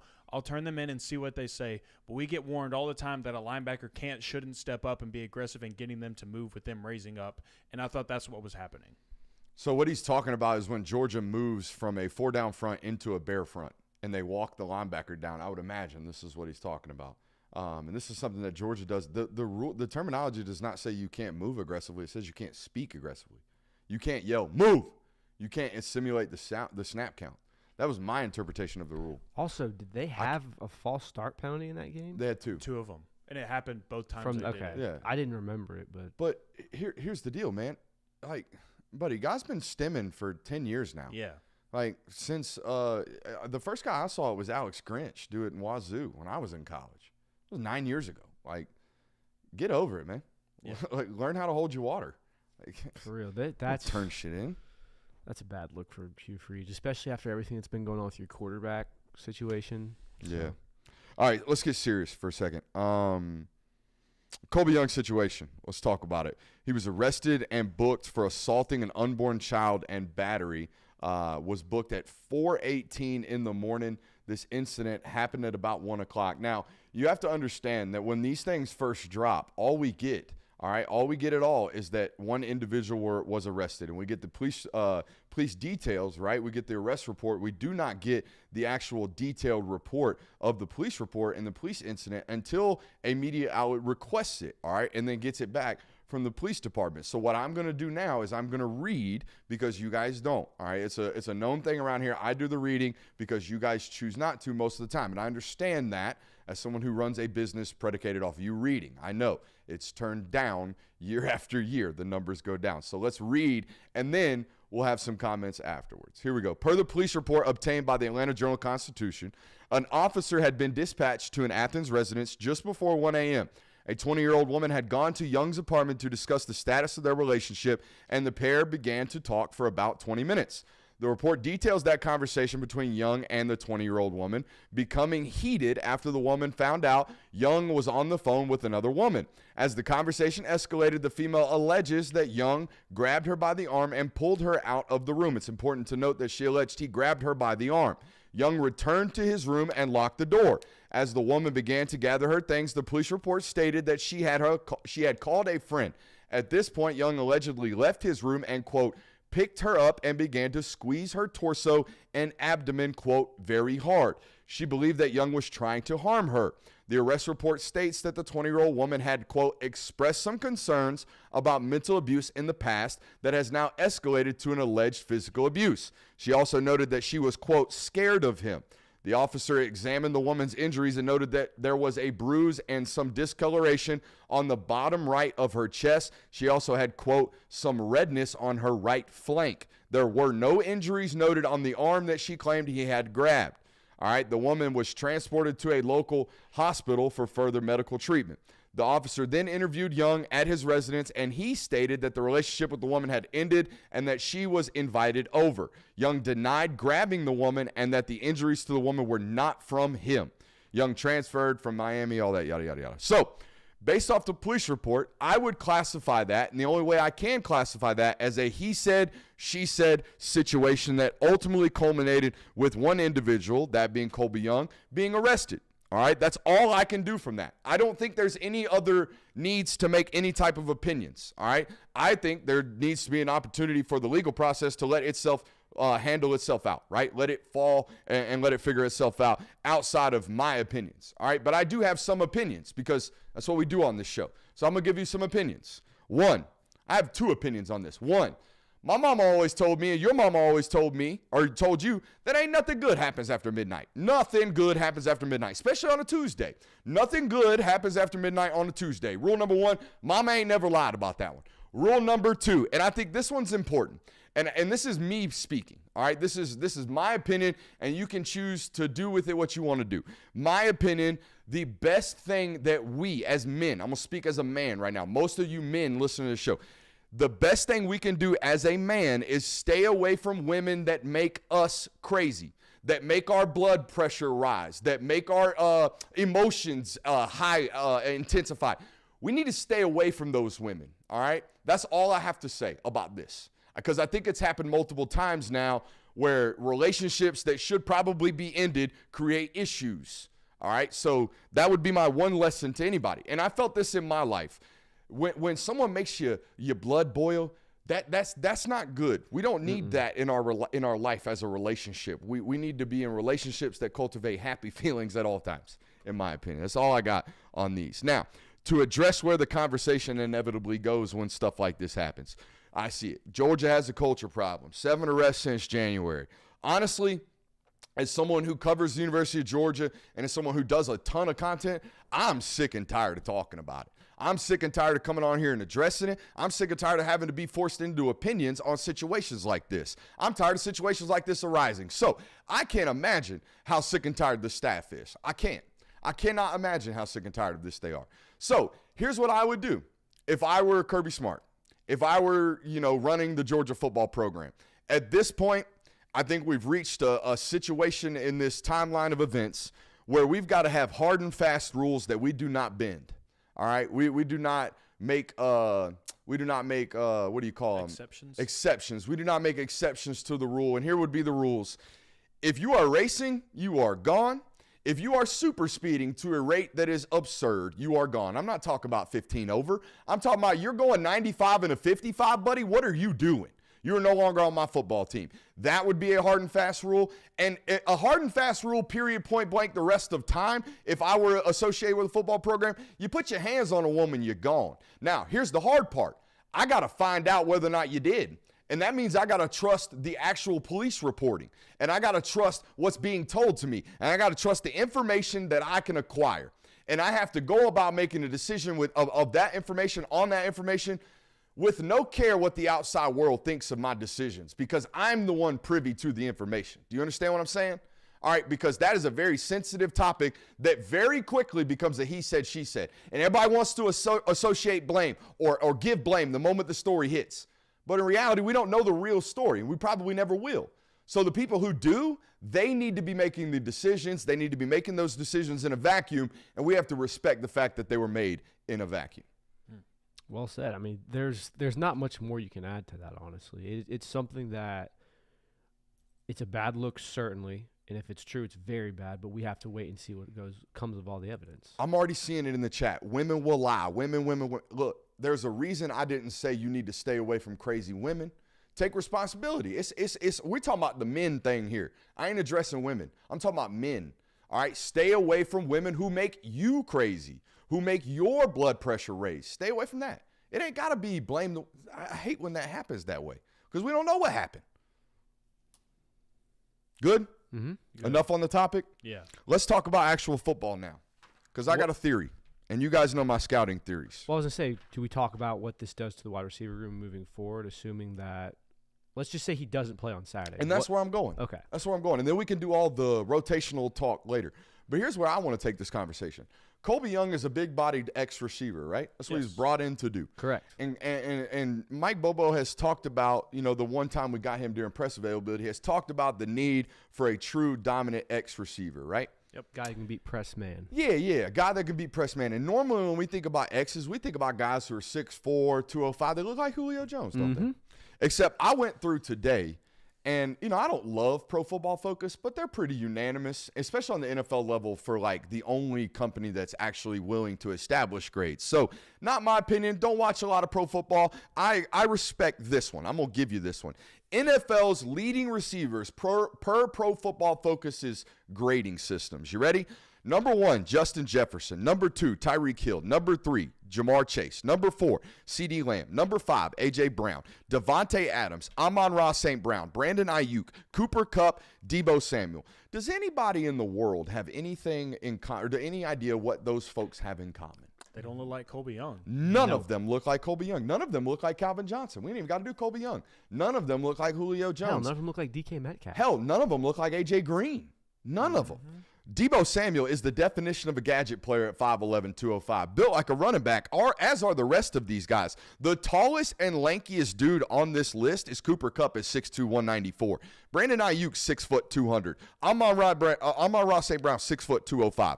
Devontae Adams, 6'1", 215. A.J. Brown, 6'1", 227. Out here running like a running back out there. CeeDee Lamb, 6'2", 200. Jamar Chase, 6 foot 200. Tyreek Hill, 5'10", $185. Justin Jefferson, 6'1", 203. Now, I know what you're thinking. Hey, that's the Sunday league. We play on college. We play college football. I got a better one for you. SEC leading receivers. You ready for this one? The last 4 years. 2023, Malik Neighbors. Not an X. Not an X. 2022, Jalen Hyatt. Not an X. 2021, Jamison Williams. Probably closest to an X on that list. Yeah, rail thin, super fast, here to do the verticals in the middle of the field. That's what he's used in the NFL as well right now. Devontae Smith. Anything but an X. Anything but an X. I don't think you need one. I don't think you need one nowadays. I think the game has moved much closer to the football, and even our explosives have moved much closer to the football.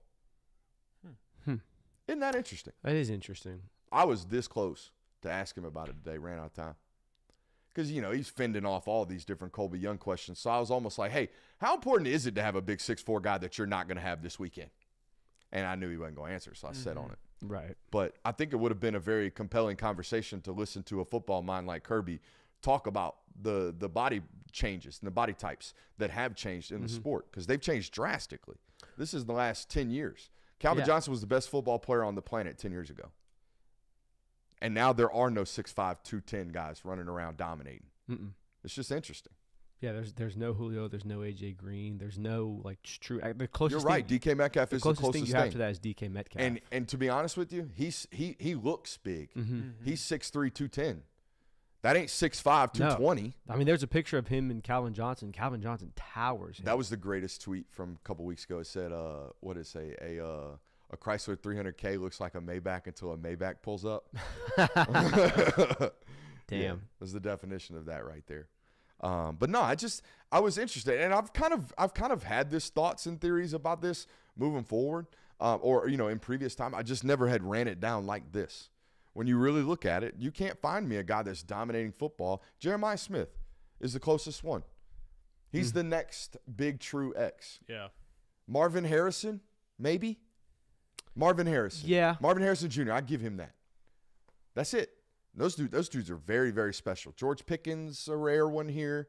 But most of these guys nowadays are 6 foot 200 and elite space creators. It's definitely much more of a route-oriented position nowadays than it is win the 50-50 ball. Obviously, you still have to go up and make contested catches, but it's not – you don't see as many dunking on someone's heads anymore. By the way, on that top 10 list, Pro Football Focus absolutely sleeping like hell on Mike Evans. I was about to say, Mike Evans is one of those. Criminal. Yeah, he is one of those. And the chat's in it. These guys don't grow on trees. But No. I feel like the world of football in the 2000s to 2011 had a lot more of these players that they were prioritizing. I mean, just look at Georgia's rosters during that time period. They were all 6'3", 205. They all were Muhammad Massaquoi. Javon Wims, all of them. Muhammad Massaquoi. You definitely had the guy. Malcolm Mitchell, he's 6'3", 205. Like, they all looked like that. AJ, they were all. Chris Durham. They're all big, long, physical dudes. Chris Conley. This isn't it nowadays. Nowadays, they all look, short and compact. Super chat from our man Jeremiah. Hey, Brooks, your boy here. I'm paying this to ask what the heck the run scheme duo is. Concept of the day. Do we have it ready? Yeah, we can have it ready in a couple seconds. Yeah. Duo is a run scheme that actually gave me a lot of problems. It looks like inside zone. The difference between standard inside zone and duo is we're shifting the backside, or we're shifting the point to the backside inside linebacker. All right. Let's do this right here. I'm assuming he's talking about duo, the run scheme. Sort of sounded like. All right. So let's do this. All right, we're going to draw everything with a standard 4-2 box. Okay, quarterback. Let's go running back on the right. All right. I like to run duo same side of the back. All right. When we put the back on the right, normal teams stack the 3 away from the back. Do we know why? I don't even know why. Most teams do this on inside zone, do they not? All right, so that's why. We stack the 3 away from the running back because we assume statistically most teams are running it that way. Now, duo, or standard inside zone, is normally a combination block to the front side inside linebacker, all right? And we're either going to leave the backside end free or we're going to leave the backside will free, depending on whether or not we're reading the backside end or depending upon whether or not we want to lock the backside end, right? Now, duo, the difference is duo goes to the backside inside linebacker, all right, as opposed to the front side inside linebacker. We're going to allow that guy to play free, all right, and we're going to try to hit this, all right here down the midline, all right? Most of the time, this play actually ends up bouncing off of the guard's ass cheek right here. Okay? Makes sense. Duo. Now, the looks are obviously different. They're not always like that.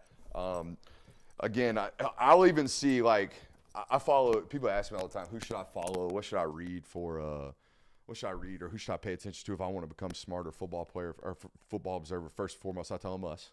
All right? I follow a guy by the name of Coach Dan Casey on Twitter. And he'll present these plays all the time on Twitter, and they'll be put up. The most common and most heated debate I see he and his colleagues, other coaches, getting to debates about is whether or not this play is inside zone or whether or not this play is duo. Even when we just put them up on film and show them it's a hairy read, it looks different. The only difference is, in my opinion, and from what I've been taught and coached, it's a backside point instead of a front side point. So there you go, concept of the day. Love it. Appreciate that. We needed a little time space eater right there. Fantasy update? Is this dude still getting drugged through the water? Would you like to find Oh, out? I know he is. Etienne went the hell off this weekend. It was a really weird week for It was. both teams. Etienne, another 116 points for you. So he was the leading scorer once again in the fantasy update. Branson Robinson, 22. Colby Young gave you 54. TID, 8 points. That's a good day on defense. Oh, boy. Starks had 6. Munden did not play, so that was 0. Aguero 1. Michael 1. Rod Rob again did not play. Hell yeah. So it was really just Etienne for you. He was the only one that was eating for you this weekend.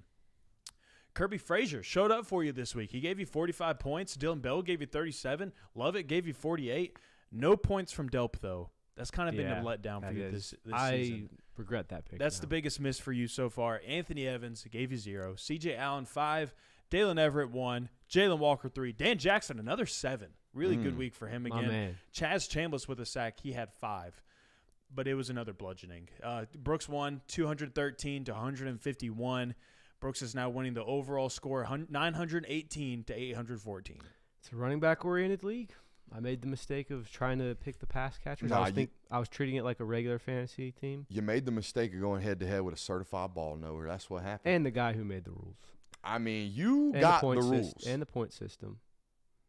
It's fine. Look, I'm not complaining. Look, It's such a I'm losing. soft-ass excuse. I'm Points- losing. The point system was made before we drafted. Look, I'm losing. You I saw get it. them. We talked about them. I get it. I'm losing. So the fact that you saw them and didn't pick up a running back outside of the true freshman. It's on me. But let's be real. Whoever got Etienne, that's the person that's Yeah, you're winning gonna the be league eating. right now. Yeah. Because Very you get true. points for carries. That's why he's my first pick. You know, that's Yeah. how that works. Identifying positional value and then selecting players based off of the positional value. Yeah. You know, that's how you win drafts. It also helps when you have the first pick. You know, I think we flipped for that, didn't we? We did. We did. Damn, your excuses are running real thin right now, It's not bro. an excuse. It's a fact. It helps when you have the first pick. I can't control that. All right, he's getting wiped in fantasy. Let's go on to our progress reports. I think this is going to be a decent little segment. I also think this is another opportunity to confirm my theories. When I really graded them out by position, offensively, it's just not. It's not the caliber. It's not the caliber of what they were even last year at this rate. So yeah, certainly some areas for improvement. Should we start offensively? Yes. All right, quarterback. I gave it a B+. I gave it a B+. I just think there's room for improvement. I went B-. I do think there is going to be an improvement physically moving forward for Carson. But, you know, it hasn't been what it has been, if that makes sense. Mm-hmm. Sure. That's It hasn't been to start this season what it was to finish last year. And I will say, despite what was going on Saturday, I thought the Auburn performance this past weekend was quintessential 2023 Carson Beck, where you throw for about 260, you complete like 80% of your passes, and you just have an overall good day. Now, but the thing is now, we can have those good days, but now you got to start sprinkling in some great days where you have an Alabama day without the turnovers. That's what you need to start seeing from Carson Beck. All right, over under 6 drops on deep balls. gotta be Over. Over? It's way over. So far, Yeah. It's over. if all 6 of those are catches, There's no telling what it looks like. He's a Heisman frontrunner. right? Isn't that funny how this works? He's a Heisman frontrunner, and you might that's be why I said it's a you B might be plus. undefeated right now. And last year I looked at those and I'm like, oh, Carson's missing, right? The miss to Delp against Auburn, that's on Yeah. That's on Beck. Now he could have adjusted last year. The miss on Delp down the sideline last year, that's on Beck. It's ball's overthrown. But a lot of these balls this year, they're in good spots. No, I agree. And that's why I gave it a B+, because even on the parts where you feel like, still not getting there, I feel like Beck is still putting you in winnable positions. Yes, there were also drops last year too. I remember specifically in the UAB game, they had a 60-yard touchdown bomb drop. There were drops last year as well. I have it as a B- because I think there's more moments of why did you make that throw than there were last year. There were a lot of what were you seeing there type things. Now, granted, could have been a wide receiver busted on the play. You don't know exactly, but for the way it looks, there's a lot more head scratchers than there were in 2023. A few more turn downs too, but this guy was a check down monster last year too. And people commented on our film study this week, oh, he had too many check downs. I felt like every check down he had Saturday turned into like a 15-yard reception. Guys making people miss out in space and like really making things happen. Yeah, You'll and never that's the go thing broke about taking a profit. Carson's checkdowns is it's not just your 5 will get typical you 10. It's not just your typical checkdowns of throw to the line, let's hope and pray. That's the right read right there. That's the right play. That's the most beneficial play you can make. You know what's funny? I've watched Georgia fans really lament the fact that this guy checks the ball down. You know what went viral in the Tennessee space today? Of a still shot photo. Love these. I saw this. A still shot photo of Nico on that 3rd and 5 right before the 4th and 5 play where Dylan Sampson's swinging into the flat on a check down. And if Nico just were to so happen check the football down, he probably walks into the end zone for a touchdown. But he doesn't check the ball down because he's trying to force one on 3rd and 5 because he's a young football player and because he's an aggressive football player and he's really talented and he trusts his talents, right? But sometimes you got to look at your talents and say, ooh, I got to trust the system, play within the system. Sometimes I think we can criticize Nico for not playing within the system, and sometimes we can criticize Carson for playing in the system too much. Sure. And I think that's fair. But, you got to give and take, man. You got to be willing to give and take. And I think sometimes we can be a little unfair with our criticism of quarterbacks, as I usual. agree. Yeah. Oh, we didn't talk about the Peyton Thorne thing during National Hour. Did y'all see this? I want to circle back on this. Okay. Did you see this? About him, I saw the interview. You and I talked about it. Yeah. So Peyton Thorne was on the Next Round Live today, and he was asked about the 4th and 1 play. 4th and 1 play with which Hugh Freeze was more than happy to let everyone in the world know that his quarterback called an audible, and his quarterback ran a play that they did not call from the sideline. However, if you listen to that video of him on the Next Round Live, I know what happened. Do you know what happened? Here's what happened. Jalen Walker blew that play up. No. They clearly, very clearly, because I've been in these rooms before, they very clearly told him during the week of prep, hey, if you get this look, you have more than the freedom to check out of it and get into something that you like. That's what it sounded like to me, where Peyton, he said he talked with it with some of his coaches, and his coaches agreed that they did indeed talk about that look. And he said, no, I'm not going to get into it. I don't want to get into it any further because I don't think it helps the team out any. And he sat there and he's going to take that lashing publicly for his football team when his head coach refuses to do so. Mm-hmm. And that really bothers me. And I felt the need to talk about it again because it bothers me every time. Yeah. He also said he did not check out of a play. No, because I guarantee you they talked about it. Yep. I guarantee you in pre-game meetings and when they're going through the film, they probably looked at it and say, hey, short yardage, if we've got this called, we don't like the look, we can go here. You can check out of this whenever you want. Because that's this offense. That's what they do. I told you today. They give the quarterback 7 doors. That's what they give him. Here's 7 doors. 2 of them are the right door to open. Make sure you open those 2. If you don't, if you choose one of these 5 that is catastrophic for us, I'm getting up in front of a microphone and I'm going to shit on you. That's what I'm going to do. Because I gave you 7 doors. All you had to do was open the right 2. On to the next one. Running back room. What do you give it? I gave it an A. Yeah? I gave it an A. I give it a B+. I think it needs to get more involved in the passing game for it to be an A. I think that right now the running back room is suffering from the fact that, one, you're not getting a too high look. The boxes have been You can fairly say heavy. it. I'm going to say it. Go ahead. What are you gonna say? There's one guy who's not playing to the standard right now. And he's not confident. That's why it's a B+ for me. I like what the rest of the room's done. That's I fine do. too. I agree with that. I like what the rest of the room's done. I think Nate Fraser's going to grow. Has he bounced the ball a little bit too much? Yeah. Has he dropped the football? Yeah. Mm-hmm. We've seen the growth from Etienne already in that department. I'm giving it a B+. I think it would be an A-, maybe even an A flat, if one guy were playing to the standard of the other two guys. Yeah, I basically just put this all on Trevor Etienne. That's That's basically fair. what my grade was on. Yeah, Because- I wasn't gonna let one person. But it's be the room. I know. Yeah, that's what but I'm saying. he is the room right now. I And wasn't gonna. True. Other players have not been getting a lot of touches. So I think for me, it basically just boiled down to how well has Trevor Etienne played this season.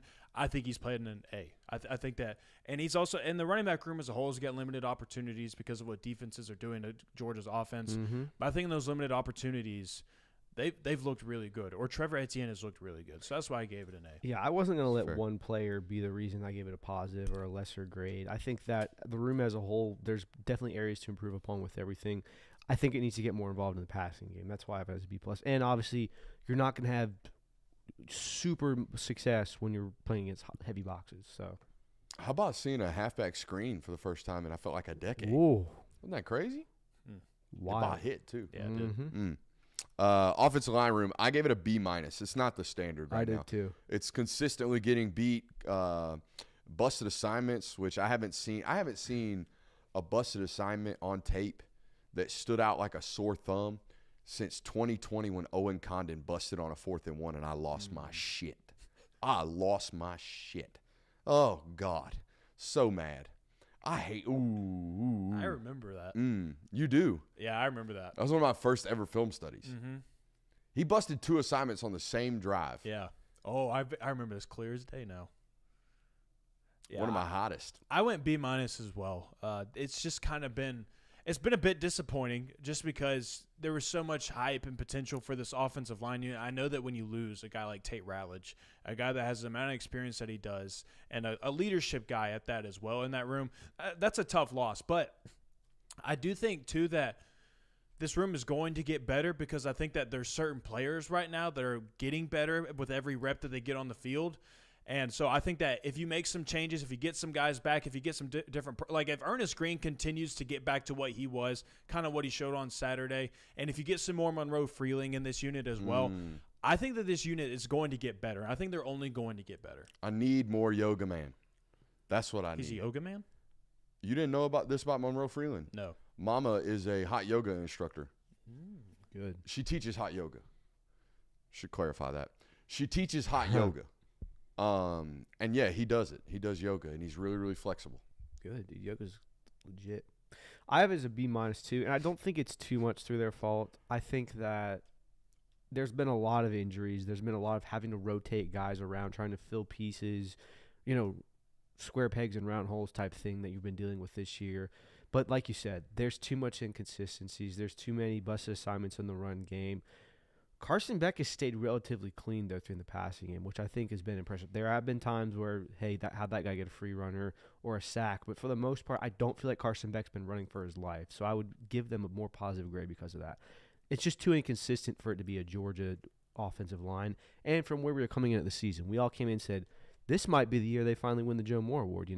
Michigan's stolen it from them twice. We feel like Washington had it last year. We feel like Georgia has had an offensive line unit that's been very worthy of winning this award. This is the year they finally do it, and it just hasn't turned out to be that this year. I think I'm going to establish some awards for our audience.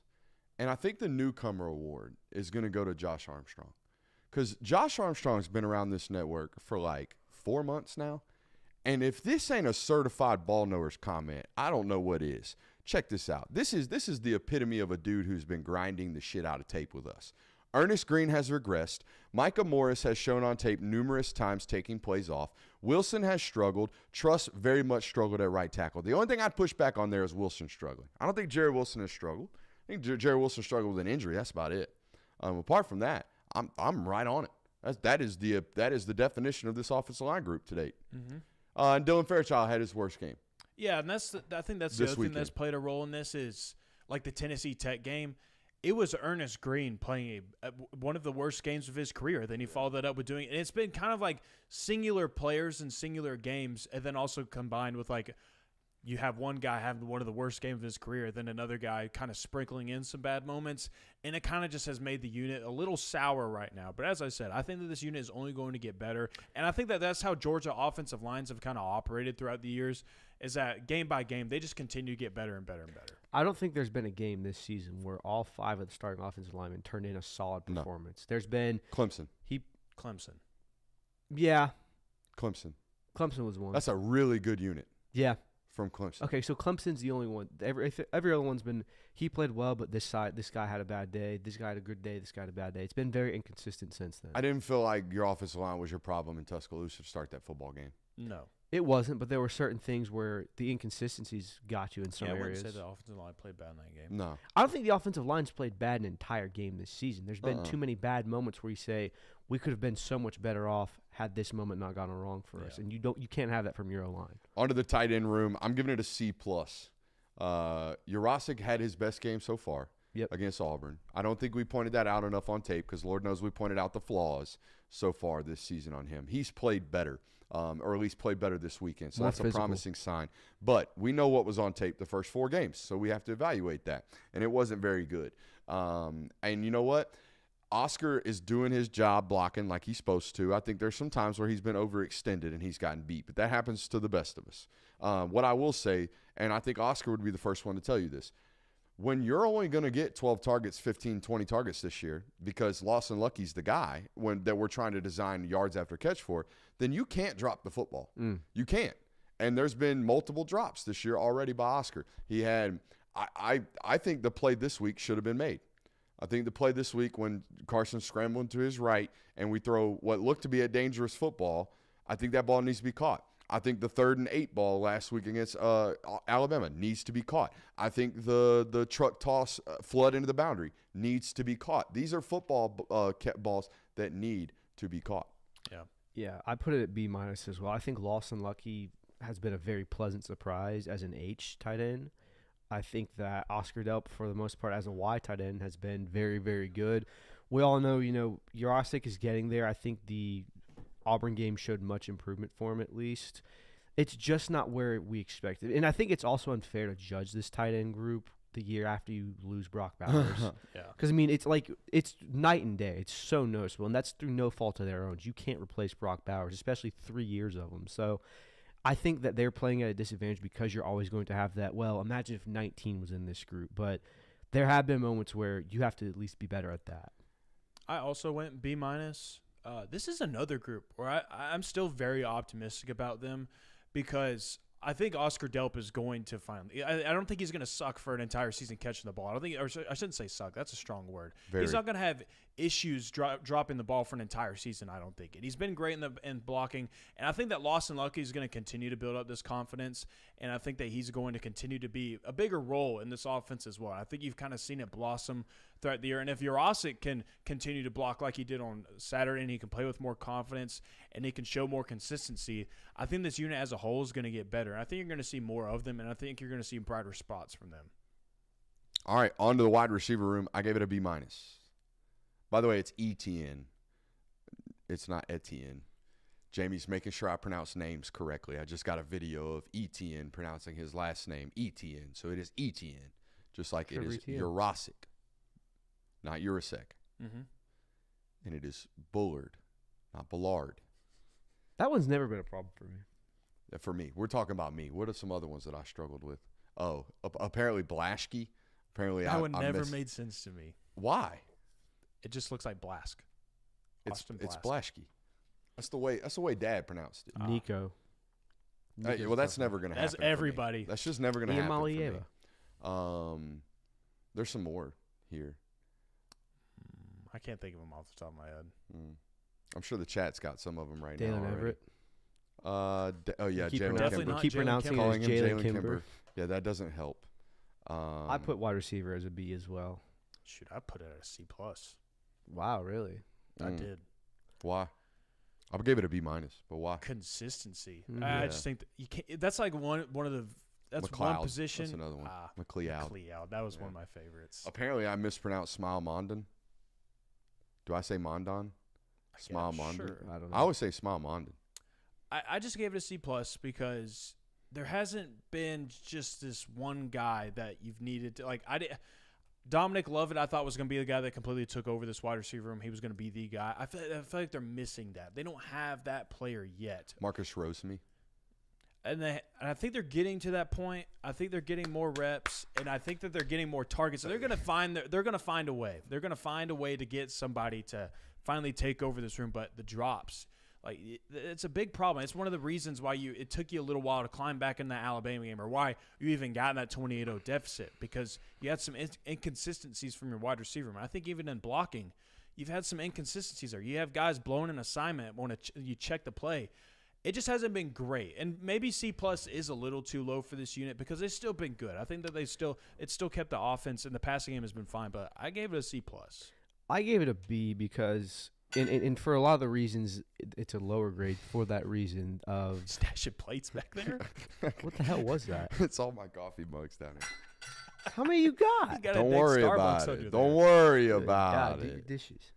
But no, coming into the season, I feel like there's been a lot of guys that, yes, might not be living up to the hype. Dom Lovett's one of them. Colby Young's probably could be on that list.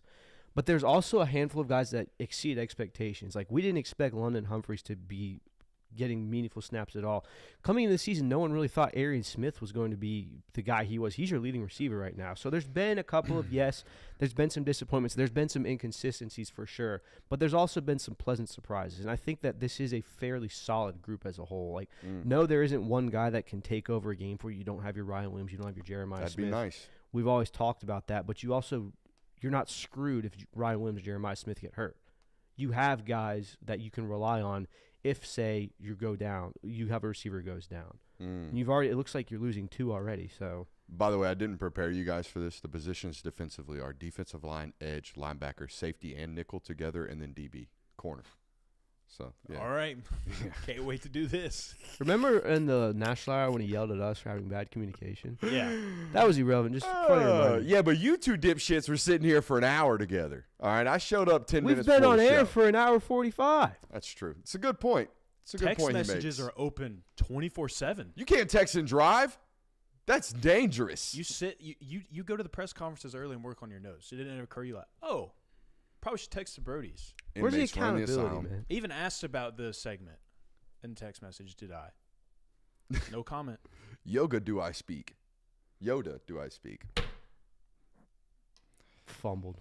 Defensive line, what grade says you? I give it a B+. I gave an A. I went B. I think you're missing twitch. You are. Missing twitch. That's the explosive havoc creating plays are missing, and we knew it was going to be the case. Right. I gave it an A because Tyrone Ingram-Dawkins has been the player that we hoped he would be when he finally got back fully healthy.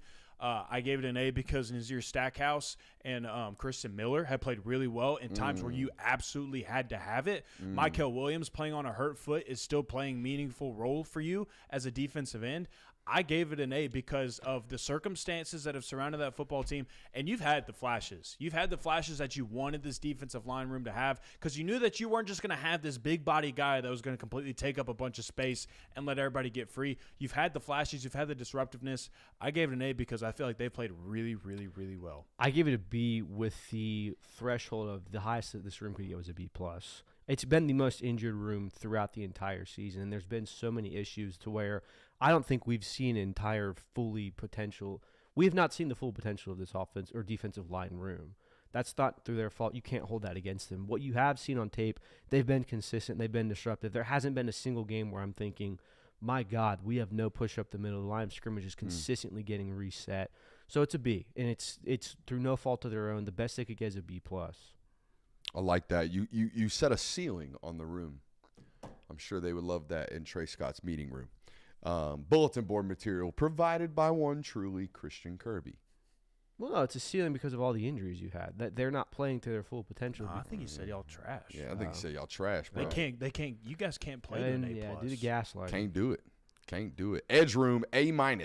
The injury to Michael Williams, not great. But he's played through it. But I think it certainly impacted this room to an extent. Jalen Walker's role at the jack position has obviously made a drastic impact. And I wouldn't even call it a jack position anymore. It's who's the stand-up rusher. That guy's playing jack. That guy's playing quote-unquote edge, and they've played really, really well. I think even Chambliss has taken a step up, in my opinion. Yeah, I would say an A- for the edge room. They've been, again, going into that defensive line room, I think they've been disruptive like you wanted them to, and I think you're seeing even more bodies get rotated into this unit. And I know that's kind of a byproduct of Michael Williams missing some time, but Damon Wilson was in the pocket quite a bit last weekend. So I think that Gabe Harris has been seeing some playing time as well. Chaz Chambliss doing his thing still.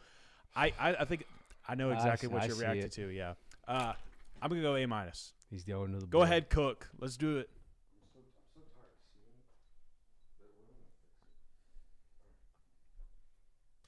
Edge contain. We ready?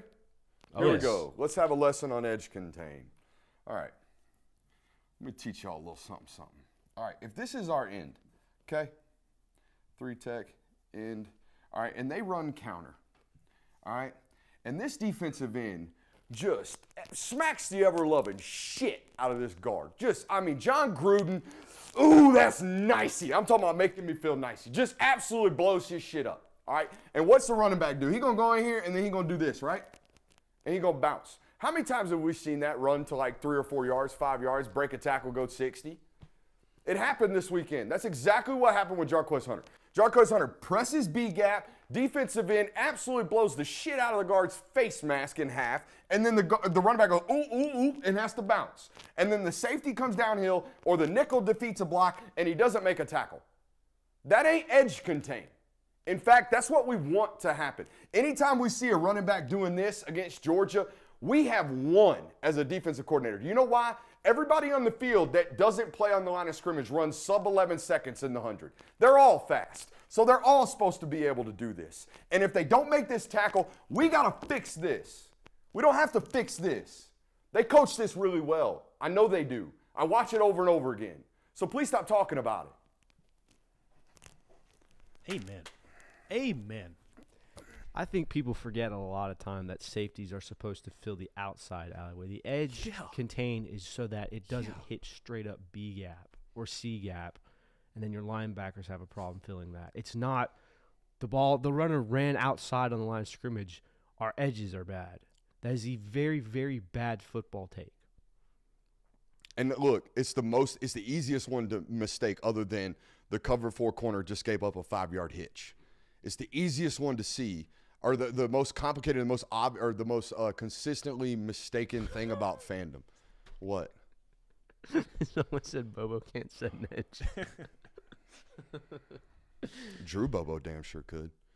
Drew Bobo hunts contact like somebody I ain't never seen. Drew Bobo hunts contact like he's an first-round alley player. That's what he hunts contact with. Like that. A new first-team alley player making his way. Might have to rehash that one out. Figure out who our alley players are. Yeah, I got really hot right there. I'm sorry. It's all good. You weren't hot at us. That was bad tone. We weren't giving the take. And I feel like my mans that commented on that thought I was really angry at him, and I'm not. I'm angry at constantly seeing it because it's over and over and over. Well, I think it's one of those opinions that once it's out there, people just adapt it. They assume that that's what's happening, and it's just one of those things. Like if you don't know, you don't know. And you know, I would have been one of those people where I didn't know about that either until you find a place like this. You learn what football is. You learn that things aren't just you're the person by the person with the ball. You got to make the tackle. You got different assignments that you're doing. So if you don't know, you don't know. It's okay if you don't know. But that's what this channel is for. So you can know and you can learn. And that was a learning moment. You just need some education. Yeah. That's all. Just need some education. Linebacker room, I give it a B+. Room for growth. They've missed some keys. I'm not even going to lie to you. They've missed some keys. I just gave it a B.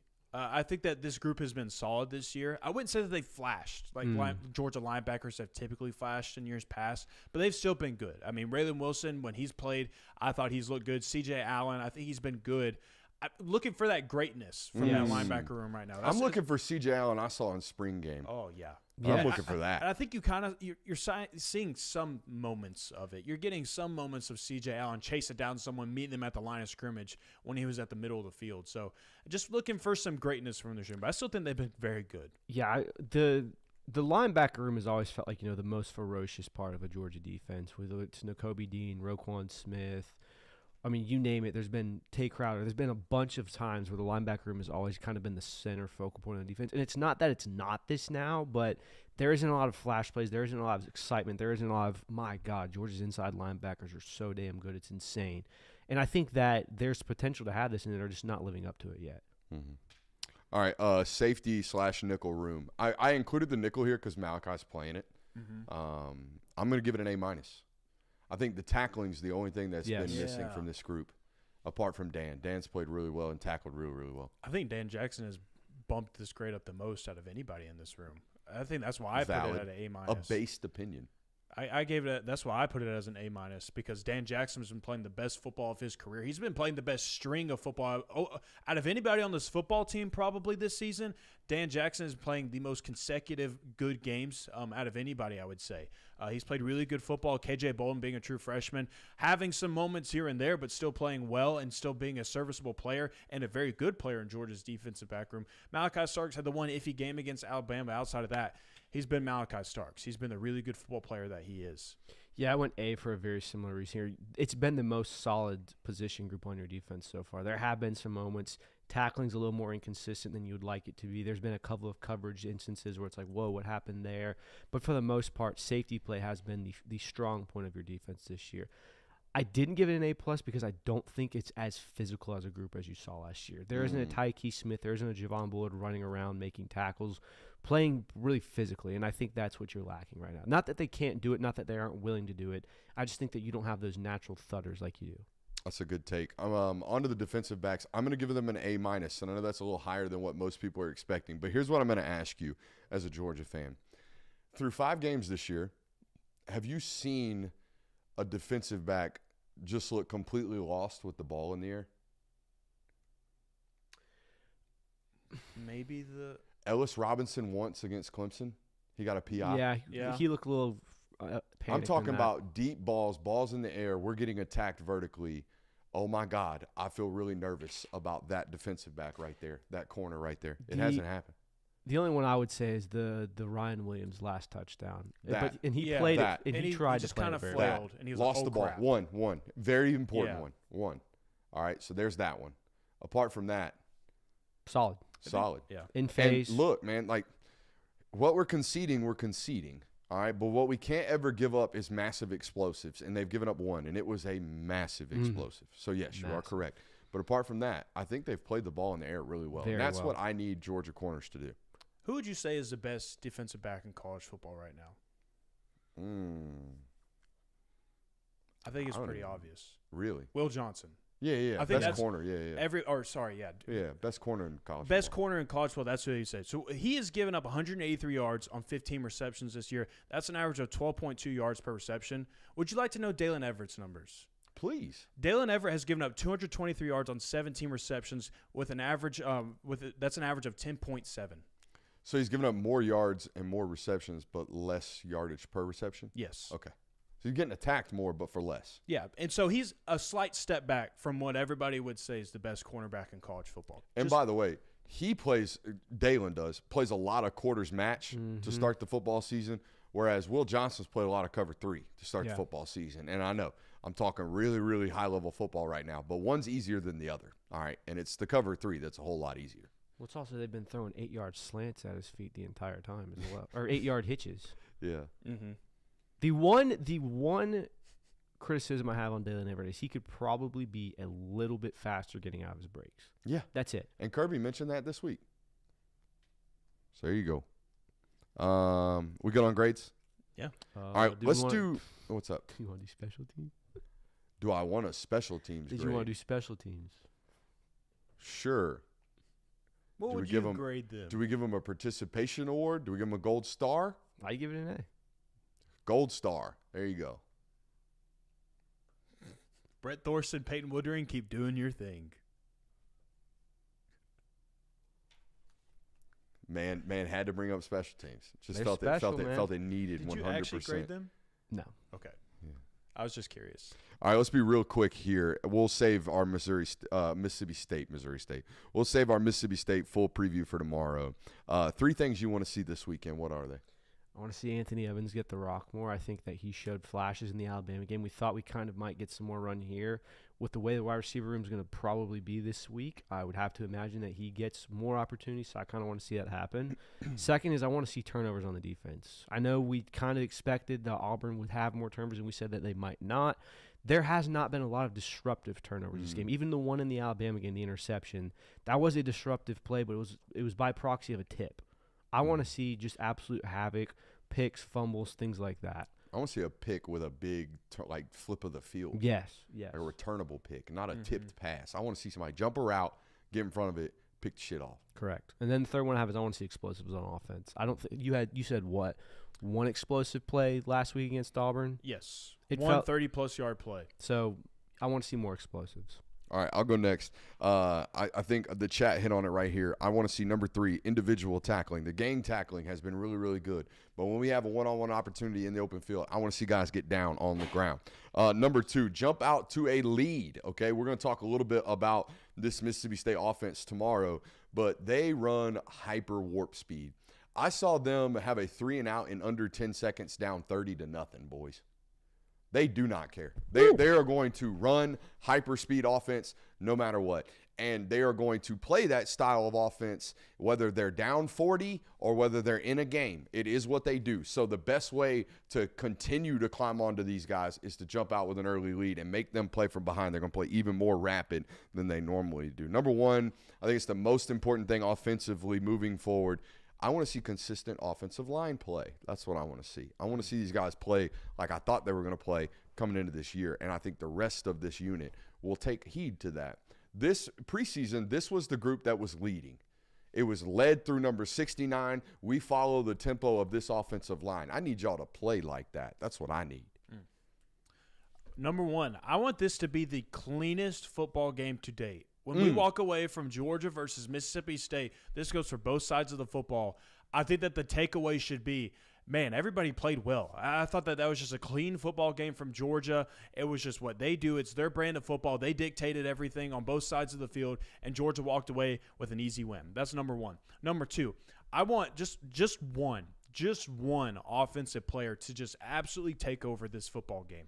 It can be Carson Beck. It can be Trevor Etienne. It can be Dylan Bell. It can be Dominic Lovett, whoever. Just have somebody from this offense, even an offensive lineman for all I care, just have somebody absolutely dominate for 4 quarters on Saturday. And then going into that, number 3, defensive dominance. Just completely shut them out, because this is an offense that you should fare pretty well against, I would say. It's been an offense that has struggled a little bit, and just kind of build up some confidence, because I feel like if you kind of get one of these performances under your belt, it'll only continue, and you'll need one. And I think that's a good thing moving into next week against Texas, a really high-powered offensive opponent. If you can stack up some confidence this week, that'd be good news. It was a great show. It was a great show, and I want to leave you with what I brought you in with today. Growth is not linear, but the work is. Growth is not linear, but the work is. The work is the work, guys. It has to be done. You attack it and leave it at the feet of the Lord. That's all you can do. Process over results, boys and girls. Attack the work. The blessings are bound to come. And I do truly believe they're on their way for us. They already are. They're coming. They're on the way here. I think they're coming in abundance very, very soon for this network. I love you. Make sure you hit that thumbs up button on the way out. We'll see you tomorrow. Bye.